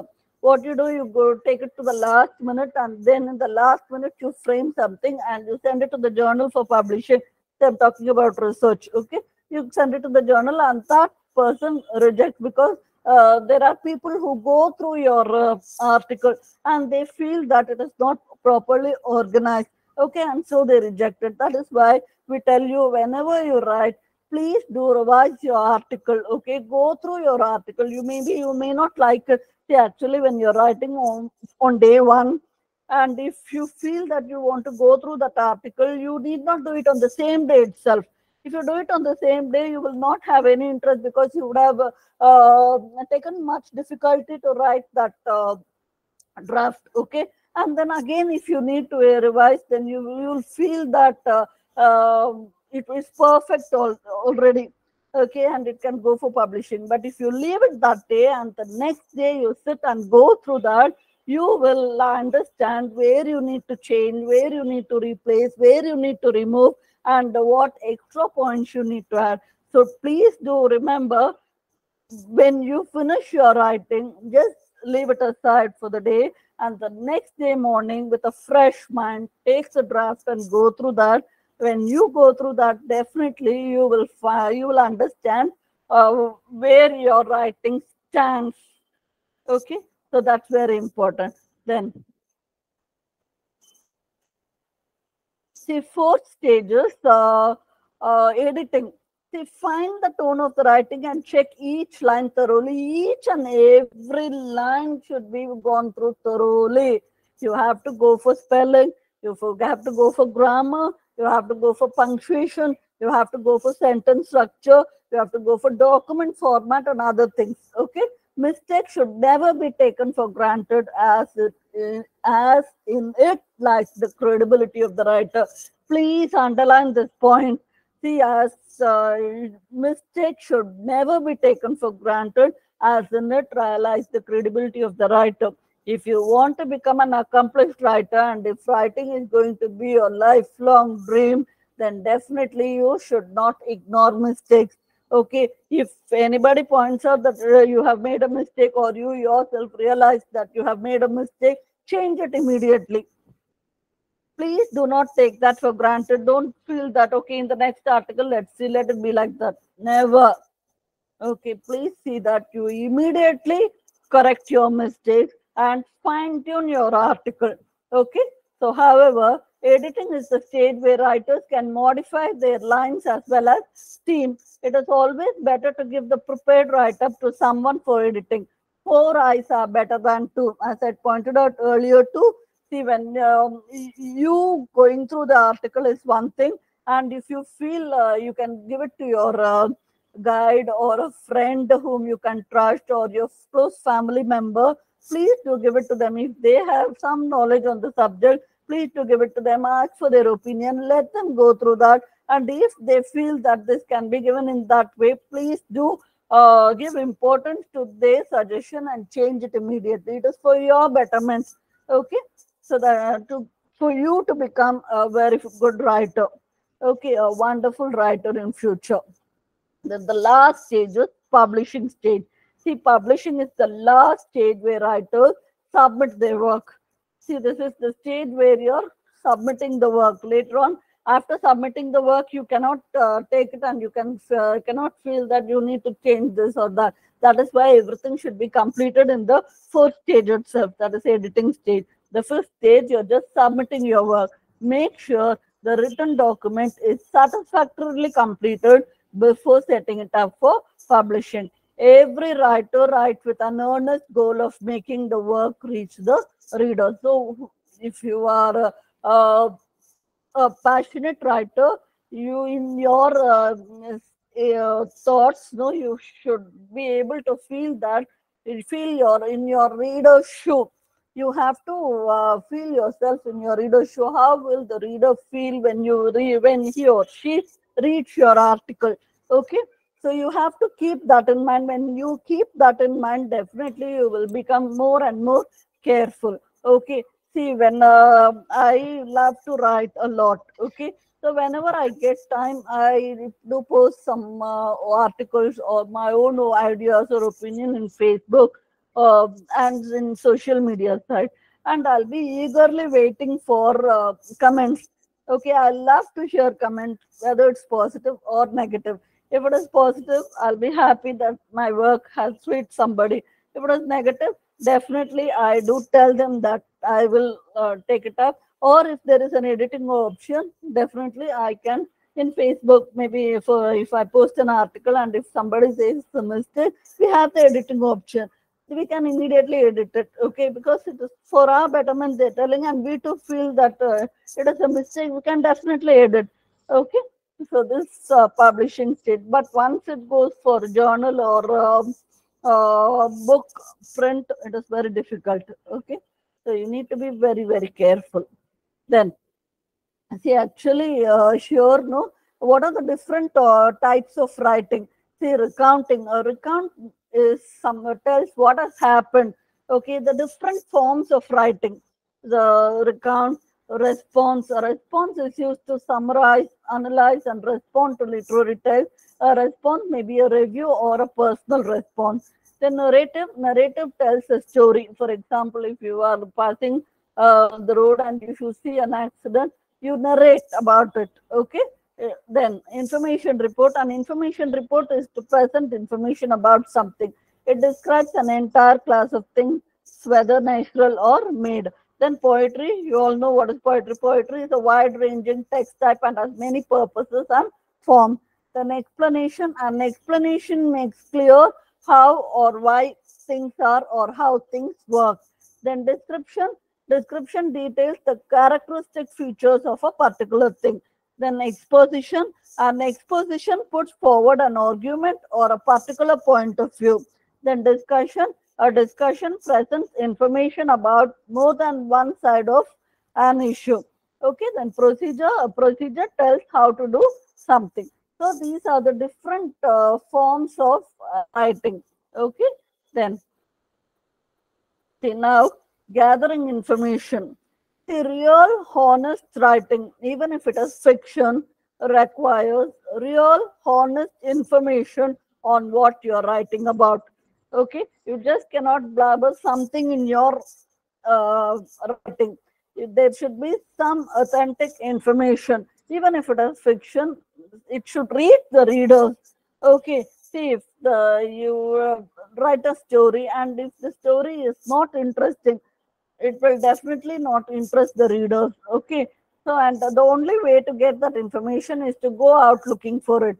Okay, if you want to tell a story, how interestingly you can make it, you need to go and search for that information somewhere. Okay, and get some ideas about it and then put it into writing. Definitely that will be successful. If you just whatever you have in mind, you put it, and but that will work, but it will work maybe later on. But when you are an amateur writer, what you need to do is you need to work a lot. Okay, when you really work a lot, then definitely if it is going to be successful, then that will motivate you to do better and better and better. Okay, that means interviewing sources or eyewitnesses, then or visiting the sites of the key event, or digging deep into official records, or searching far out into the hinterlands of the internet. Okay, so you need to go for deep information. How much ever the information you dug deeper and deeper, the more interesting your writing is going to be. Okay, because people will not be able to get that information anywhere, and if they are able to get it from your writing, then definitely it is going to be useful for them, and they will become maybe they will become a fan of your writing. Okay, then the closer you can get to actual participants or witnesses to the event you wish to describe, including the documents you find, and the more verified and cross-reference the file you find, the better off you are going to be. Okay, so when you are going to gather as much information as possible and present it in your writing, it means that you're very close to the readers. Okay, and you're very close to becoming a very good writer. So gathering information is this. Okay, then clear writing. See, the beauty of clear writing is that it creates nearly effortless reading. When readers are reading your piece, they should not find any difficulty in reading your writing. It should be effortless reading. It should be a smooth flow of reading. Okay, so that's very, very important. The reader should be able to understand the writer's key points and follow logic without having to reread again. Okay, so when the readers read your article, they should immediately be able to understand what you're trying to say and follow logic without having to reread again. They should not feel like, oh, we have not understood this, let us read this once again. It should not be like that. If it is like that, your writing is not successful. Okay, when the readers read your article, that time itself they have to understand what you are trying to tell them. Okay, then this allows the reader to focus on the content and meaning of the message rather than how it is presented. Okay, the better the writer, the more invisible he or she becomes, as her ideas are transferred purely from one head to another. So if your writing is going to be very good, then whatever the ideas you have in your mind, through your writing, it is going to get transferred into another's head. See how beautiful it is. See, the better the writer, the more invisible he or she becomes, as is her ideas, your ideas get transferred to somebody's head, and definitely they will talk about your writing to somebody else. Okay, and they will be reading your article. Likewise, you will have a big reader base, okay, a fan base. Okay, then when writing clearly, the focus is never on the writer, it is always on the reader. When you're planning to write it clearly, the focus should not be on you, it should rather be on the writer. You should put yourself in the reader's shoe, and then you have to write. When you think of the reader in mind and you write, definitely you will be very, very careful in writing each and every sentence. Okay, clear writing may be elegant, but it is never pretentious. Okay, the goal is not to show the reader how smart you are, but rather to take the reader with you on a journey that is clear, logical, and direct. Okay, so what is the goal of your writing? The goal is not to show your reader how smart you are, but no, rather you have to take your reader with you on your journey of writing, where it is very clear, logical, and direct. Okay, there are no indirect information, where there are no hidden information. The reader should not feel like that. It should be very clear. Whatever you write, it should be very, very clear, logical, and directly speaking.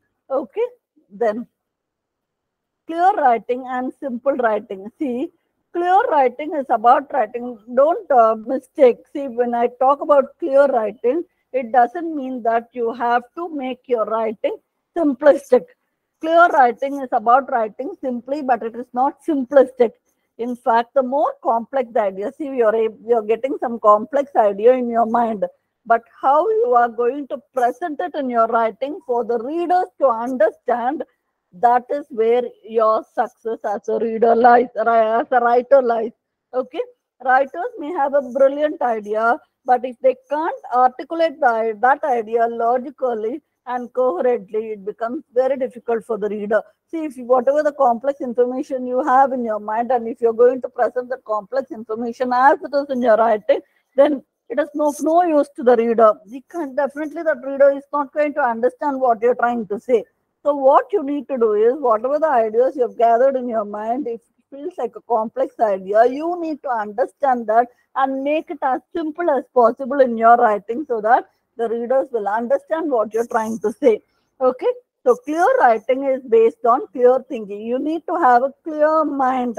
Okay, when you write, it is not impossible to present an idea clearly. It is impossible to present an idea clearly if it is not clear in the writer's own mind. If in the writer's mind the idea is not clear, then definitely in the writing it is not going to be clear at all.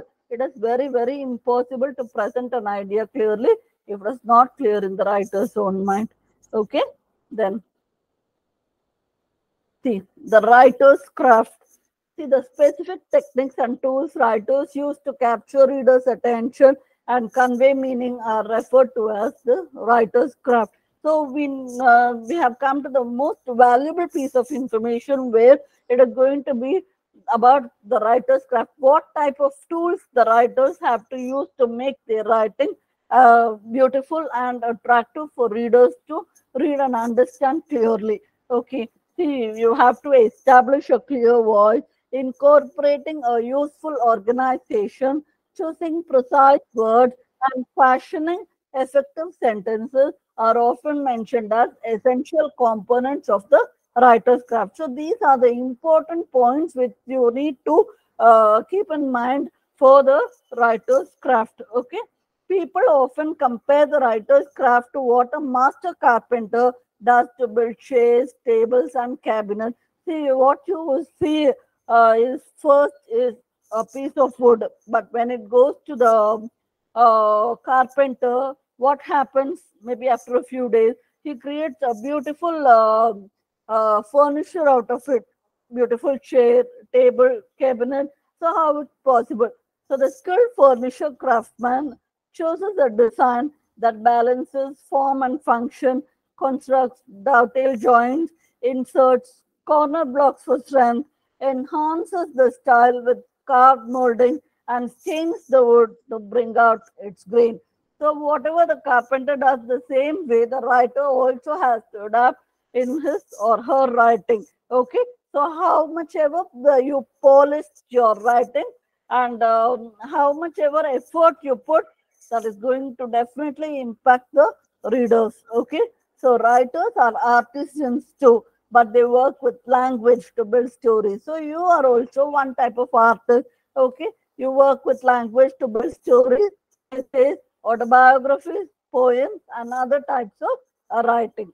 Okay, then so see the 6 traits, very important traits, ideas. What writers actually do is writers use big ideas and pertinent details to convey their message.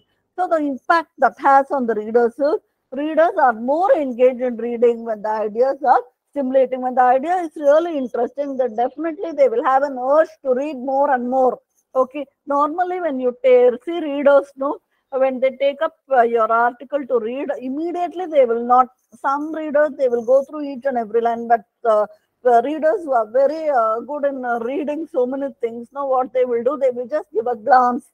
They will scan and skim your article. Only if they find your article suitable with important information, they will go through it very carefully. Okay, so that is what. Then organization, writers create an effective internal structure that emphasizes the big ideas. So what happens, what impact it has on the reader? Readers grasp the author's message more easily when the structure is clear. When you have organized your ideas properly, when you have structured everything clearly, then it is going to be definitely more easy for the readers. Then voice. Writers enhance their message through the personality or tone they adopt. Okay, readers continue reading when the author's voice is compelling. You will have your own voice, right? Okay, so when that voice gets stored in the reader's mind, definitely the readers will have an urge to go through more and more of your pieces. Okay, so that is the ability that you need to develop as a writer. Then word choice. Writers choose precise, descriptive words to convey their message more effectively. So what impact it has on the reader?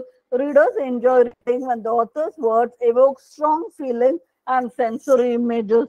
Okay, see, if you go for films, no, some films are a huge success, whereas some films fail at the box office. Why? It is because of the storyline. The director knows how to how to bring the people to watch his film. Okay, he does something right. So the same way, you also have to develop a style for yourself in your writing, so that it becomes maybe your readers can become your fans. Okay, then sentence fluency. Writers develop a within sentence rhythm and weave sentences together so that they flow smoothly. Readers appreciate the lyrical quality of expressive language. So language is going to be expressive, then definitely readers are going to appreciate that. Then convention. Writers use correct spelling, punctuation, capitalization, and grammar as a courtesy to reader.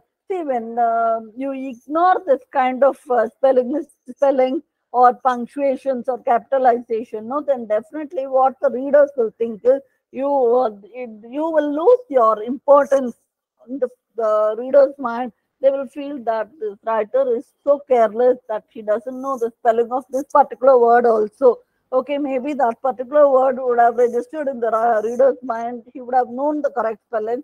But if you have made a mistake in your writing, then definitely, then what will happen is that the reader who is reading your article, even though the subject is very good, the topic is very good, everything is good, because of the small mistake that you have done, the reader is going to lose interest in your article. So you need to avoid that. Okay, readers read the text more easily when the writing is reader friendly. It should be reader friendly. That's very, very important. Then presentation. Writers arrange the words and visuals to highlight the big ideas and make their composition appealing. So writers, what they do is they arrange the words and visuals. They arrange the words and the visuals to highlight the big ideas and make their composition appealing. Okay, so presentation is very, very important. Why, if you have any visual images to share or any diagrams or a graph or whatever it is, you have to see that you put it in the apt place so that the readers can easily connect when they are reading. Okay, then readers are more likely to want to read a composition when the presentation is clear and inviting. So this is very, very important. These are the 6 traits which you need to remember. Okay, then the ideas. The ideas are the heart of a composition.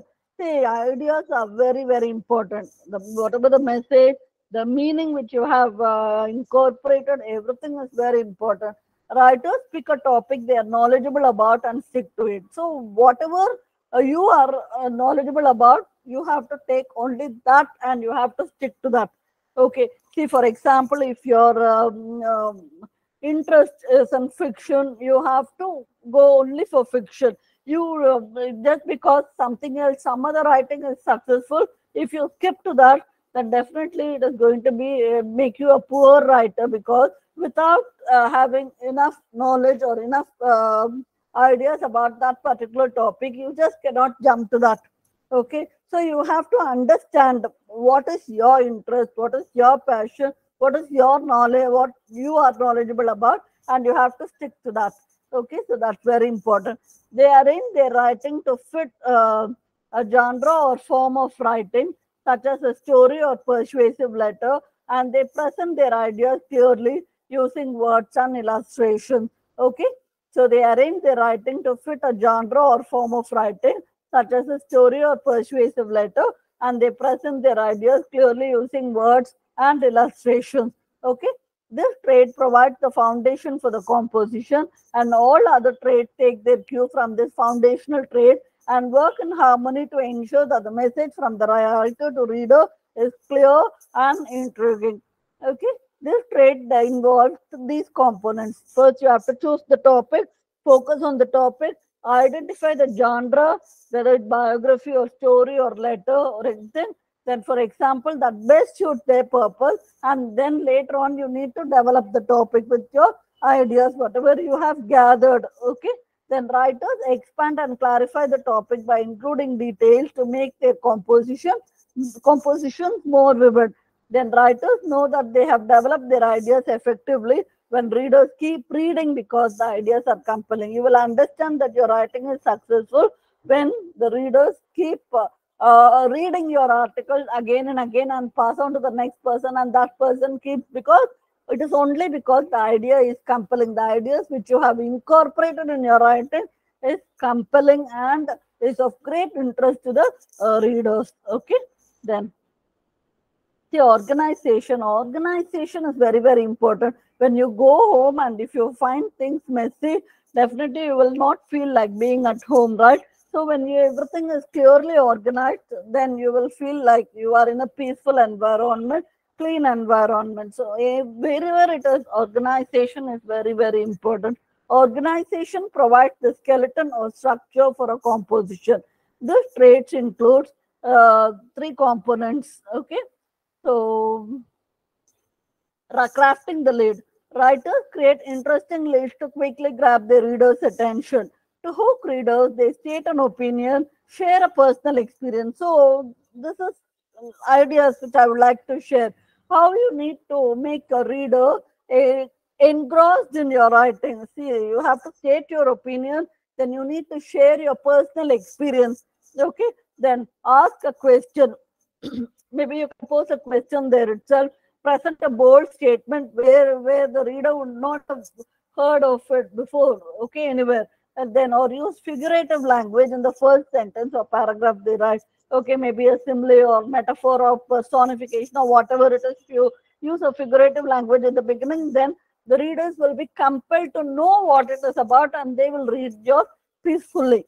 Okay, then structuring the composition. Writers present ideas logically using structures and genre patterns they have learned. Stories are built with narrative structures, non-fiction with expository structures, and poems with poetic formulas.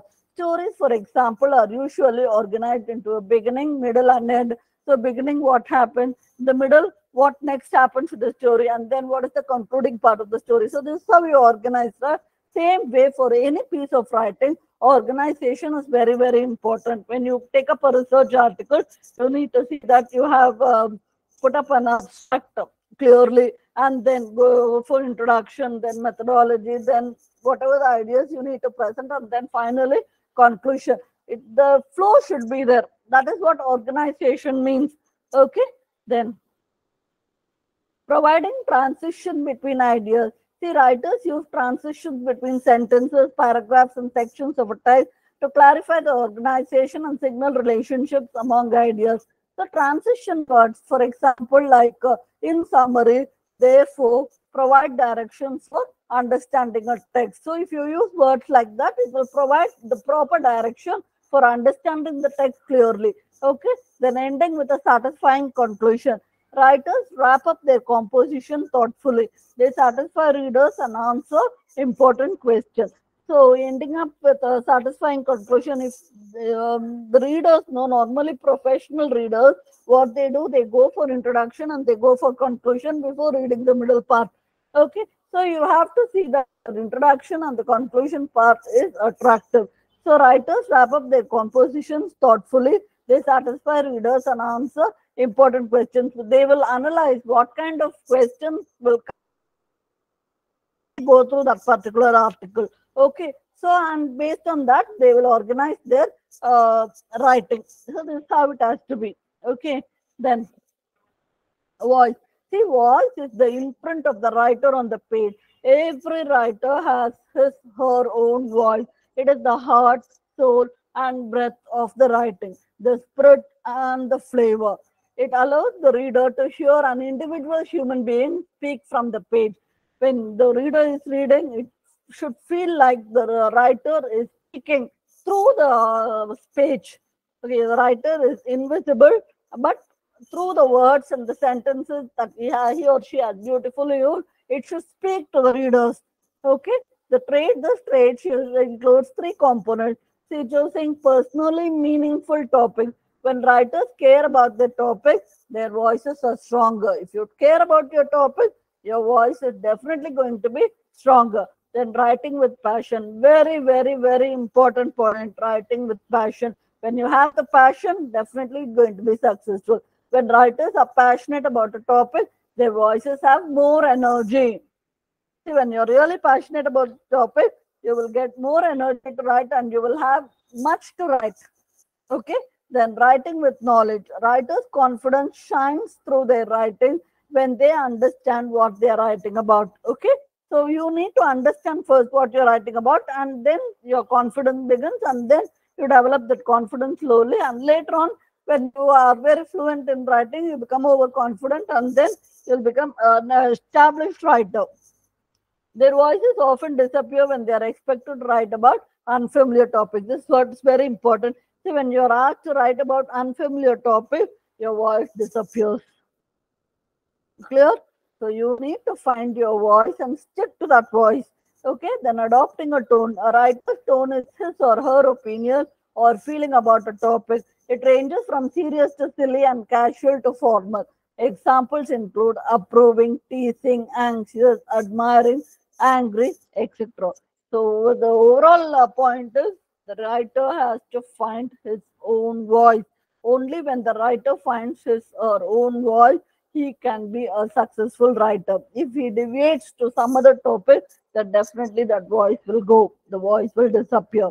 Okay, then word choice. See, word choice is very, very important. Writers choose words carefully to convey the precise meaning they intend. The goal is to find fresh, original way to express the message while being concise. Okay, word choice includes these components. Painting a picture with words. See, your writers, they have to use descriptive language, including words representing the five senses to bring their writing to life. Okay, choosing precise words. Writers select specific, accurate, powerful, and engaging words to add depth, enhance meaning, and clarify understanding. Then energizing writing with strong verbs.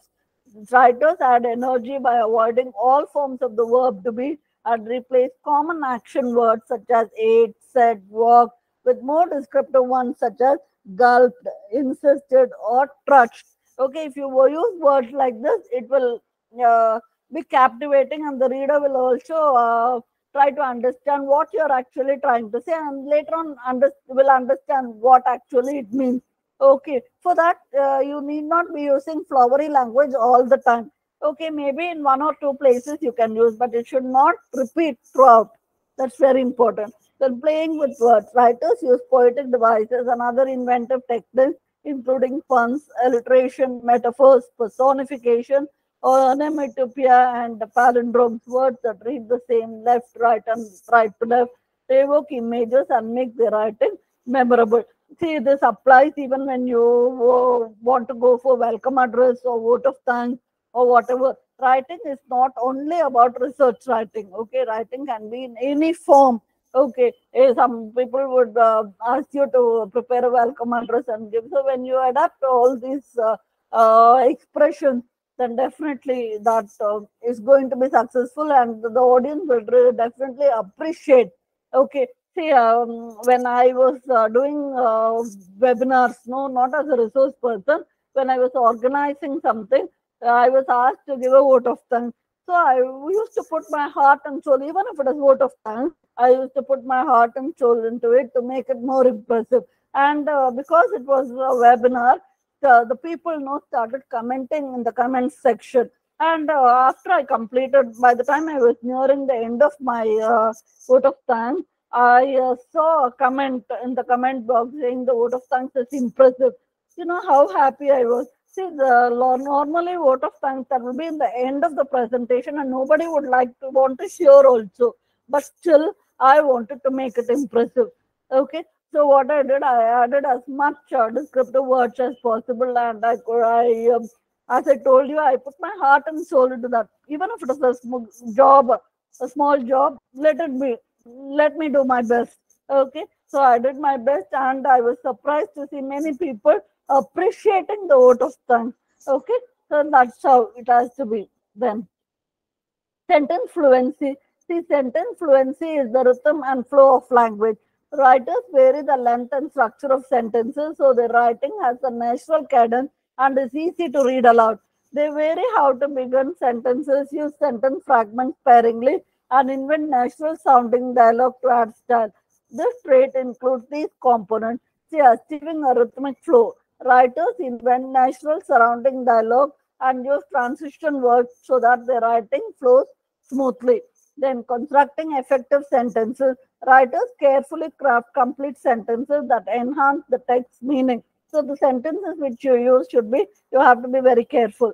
Then varying sentence patterns. Writers vary the sentence structure of sentences, including types of sentences, sentence beginnings, and sentence length to create a natural cadence. Then breaking the rules. Sometimes writers break the rules and use sentence fragment, non-standard English, or slang to create fluency. So this is how it can be. Then conventions. See, the term conventions refers to the correct application of the rules of standard English spelling, punctuation, capitalization, and grammar and usage.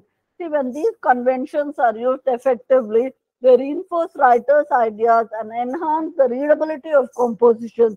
Writers take each word, sentence, and paragraph as they prepare their pieces for publication. So each and every word, sentence, and paragraph have to be checked thoroughly before you go for the next stage publication. Okay, this trait includes these components: spelling words conventionally.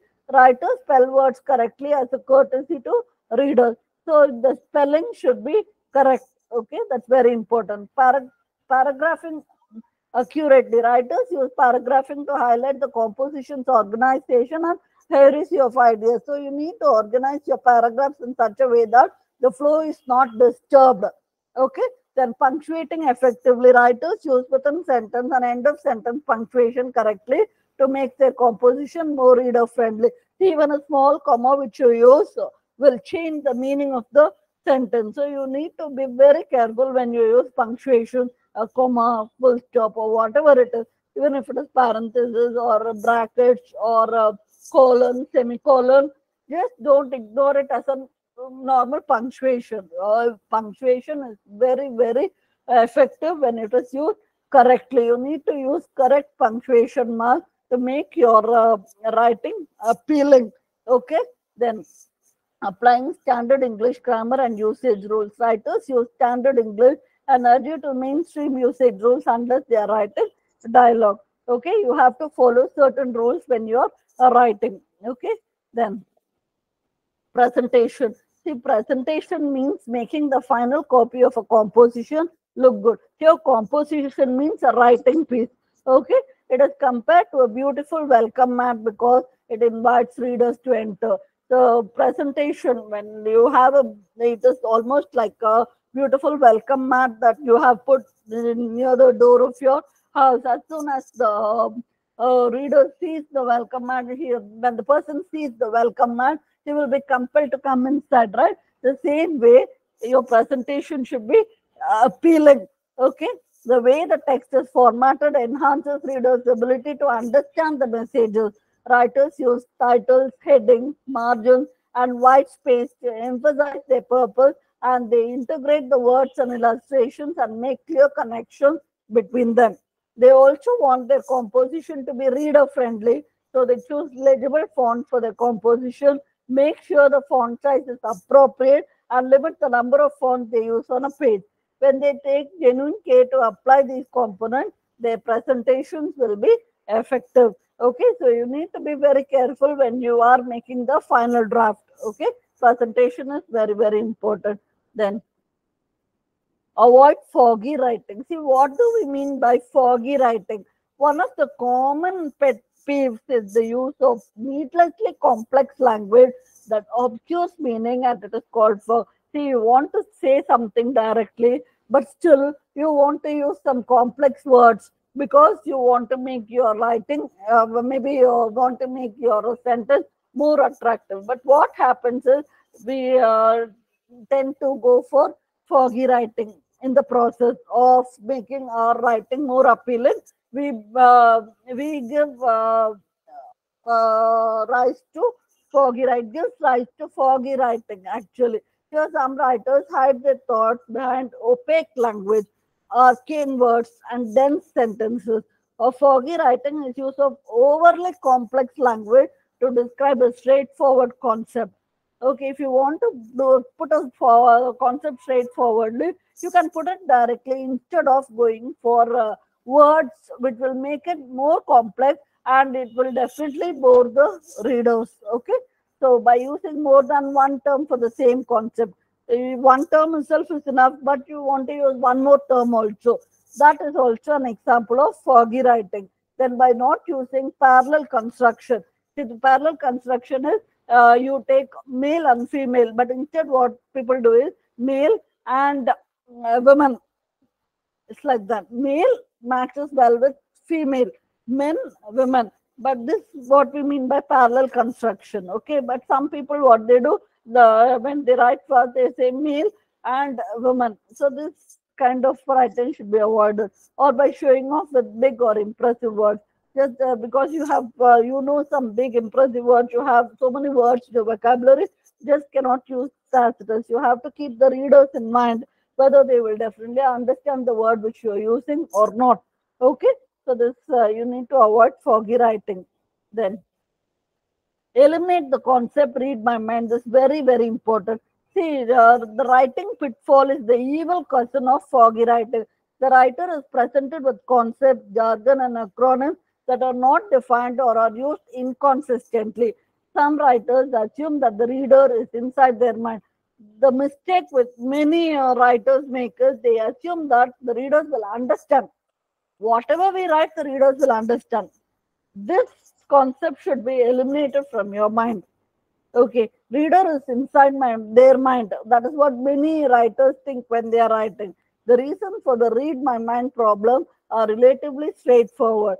The first is that authors may be too close to the material, that is, You may be very close to the material, you may be highly knowledgeable about the material, but you cannot be expecting the same thing from your readers. Your readers will be of in all stages. Okay, they will be amateur readers, there will be experienced readers, there will be very well experienced readers, and so on. Okay, so just because you know the material well, you are very close to the topic, it doesn't mean that your readers will also understand whatever you have in your mind. Okay, they know the topic so well that they assume others will. Just because you know the topic well, you cannot assume that other readers also will understand. Then another reason is lack of empathy and perspective. You need to have some empathy. Okay, then your perspective should be matching with that of the reader. The authors fail to put themselves in the shoes of the reader. So whoever is writing, many writers fail because they fail to put themselves in the shoes of the readers. Okay, because of that, many problem arises. Then there are no shortcuts to clear writing. Please do understand that there is no shortcut at all for clear writing. There are no shortcuts to writing clearly. Every word needs to be scrutinized for meaning, clarity, and purpose.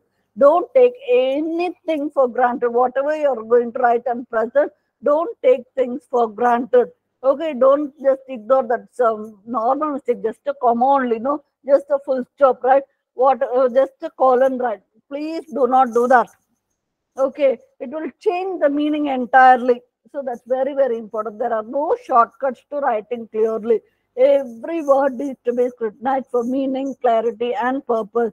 We need to eliminate words that don't say what they mean, words that don't say anything, and words that are used merely for display. So we need to eliminate this kind of words, okay? If they don't say what they mean, words that don't say anything, and words that are used merely for display, just to look as a fashionable word. That you need to avoid, okay?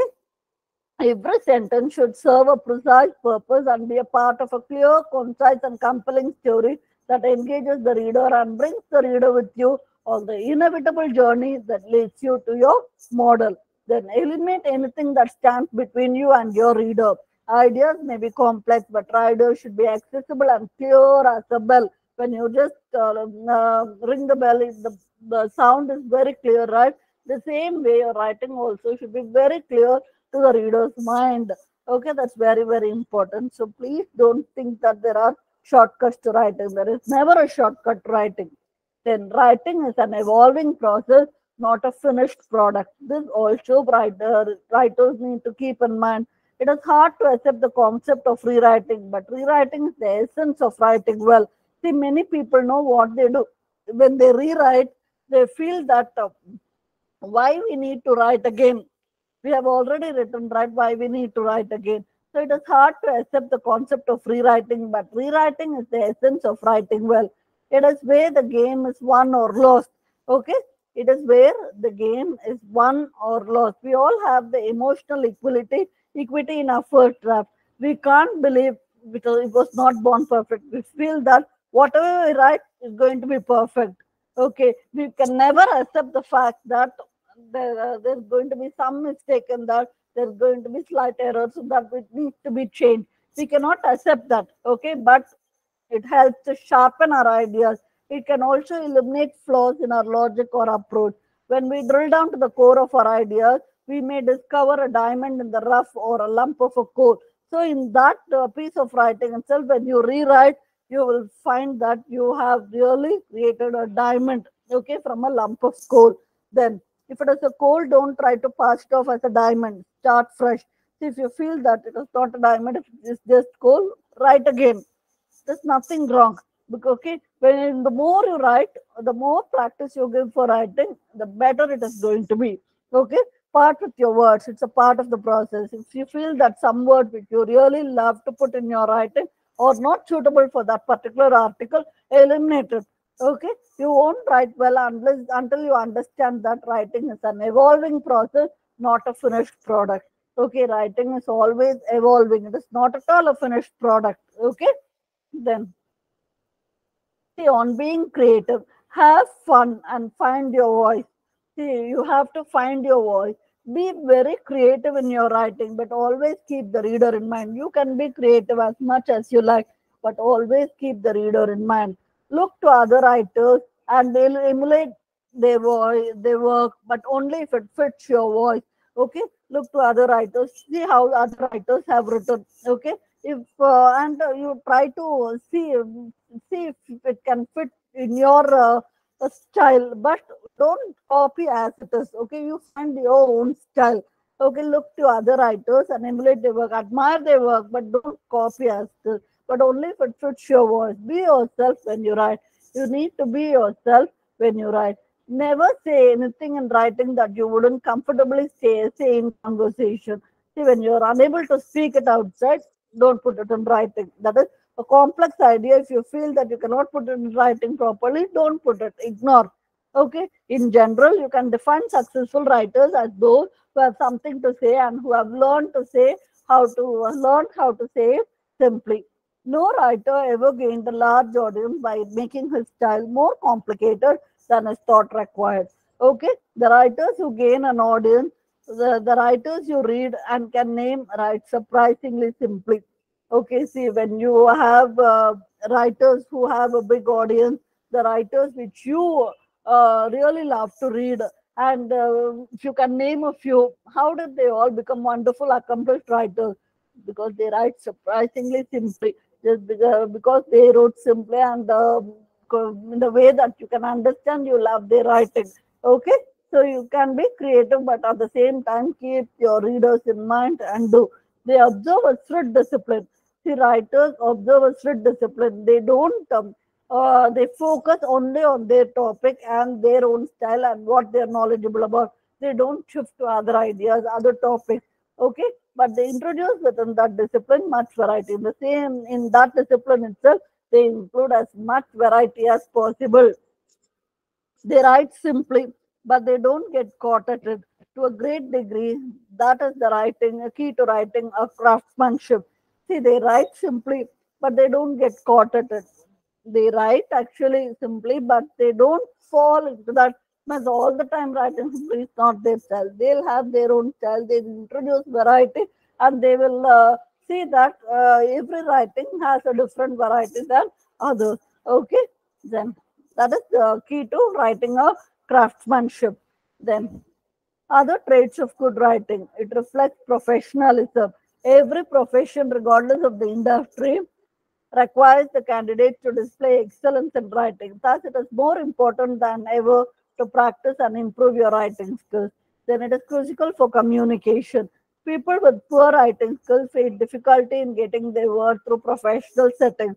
It is an obligation in the workplace as more formal conversations happen in writing. Okay, maybe you want to give a letter or you want to give a report. Many things happen only through writing. Okay, so see that you practice writing well. Okay, don't find any shortcuts to it. Practice sincerely and definitely you'll be able to do it. Then it underscores your ability. See, it is a bitter truth that people who can write effectively are deemed more competent than others. Following a popular notion, people are bound to look at those who can't write well and consider them less knowledgeable. You may have very good subject knowledge, but when you are unable to put it as proper writing, then people will definitely understand that you are less knowledgeable. That is how they take it. Okay, so you need to practice writing well. Then it makes you persuasive. Persuasive writing would enable you to become more prominent. If you want people to support your ideas, then you must be able to convey them convincingly. See, if you want people to support your ideas, then you need to convince them in such a way through your writing that they will be compelled to read your article again and again. Okay, then it helps in enhancing confidence. It is the most apparent reason for the importance of good writing skills.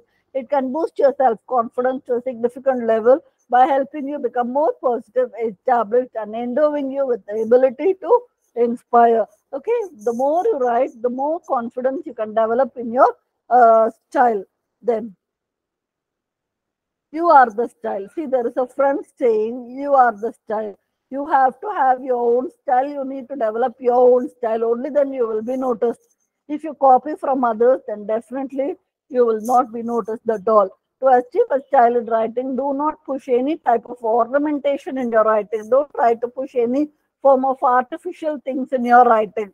Okay, the style, only when you practice, the style will slowly emerge. You will have your own style which readers will love. Okay, the style will slowly emerge as you continue to write without trying to impress anybody. The very act of composition is a creative process that will give rise to a natural style on your own. Okay, then decide upon a simple structure for your composition. Start with in a very simple way, and then you must have a rough sketch for the themes, issues you wish to touch upon the piece you're going to write. You can raise a tent from one type of vision, but for a cathedral, you may have to use a different vision. For a tent, you may have a small vision, but when you want to build a big cathedral, then you need to have a totally different vision, right? So that you need to apply. Then craft to art. See, writing is a craft, but when it is done well, it becomes an art. For many of us, nothing is as beautiful as an elegant, tightly written manuscript that conveys a complex idea in a clear, crisp way. The paper draws us in, engages us, and changes the way we think and feel. Definitely, if you are very good in writing, and when your writing impacts the reader, it will change the way they think also. Okay, it is all left in the words which you use, the sentences that you construct, in the organization of your writing. Everything depends on you. We linger over sentences and savor paragraphs. These are the papers we treasure, print, and keep on our desk. But it's going to be a wonderful piece of writing. Then it is going to be a very important thing in our showcase. Okay, maybe in our reading desk, that will always be there. Okay, whenever they want to read, they will take your material and they will read. That is how the reader should treasure your writing, and that is where your success too lies. Okay, so definitely you can develop this art, provided you practice and follow all the important points that I have shared in this presentation. Thank you very much for listening. Thank you very much. Now the floor is open for questions.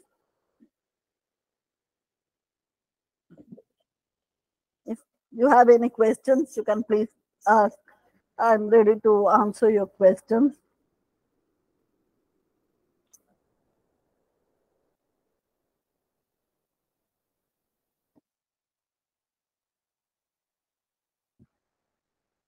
Yes, please.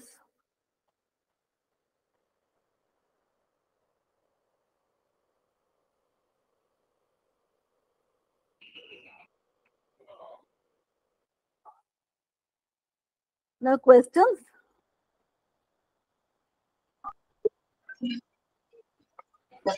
Yes, please. Yes.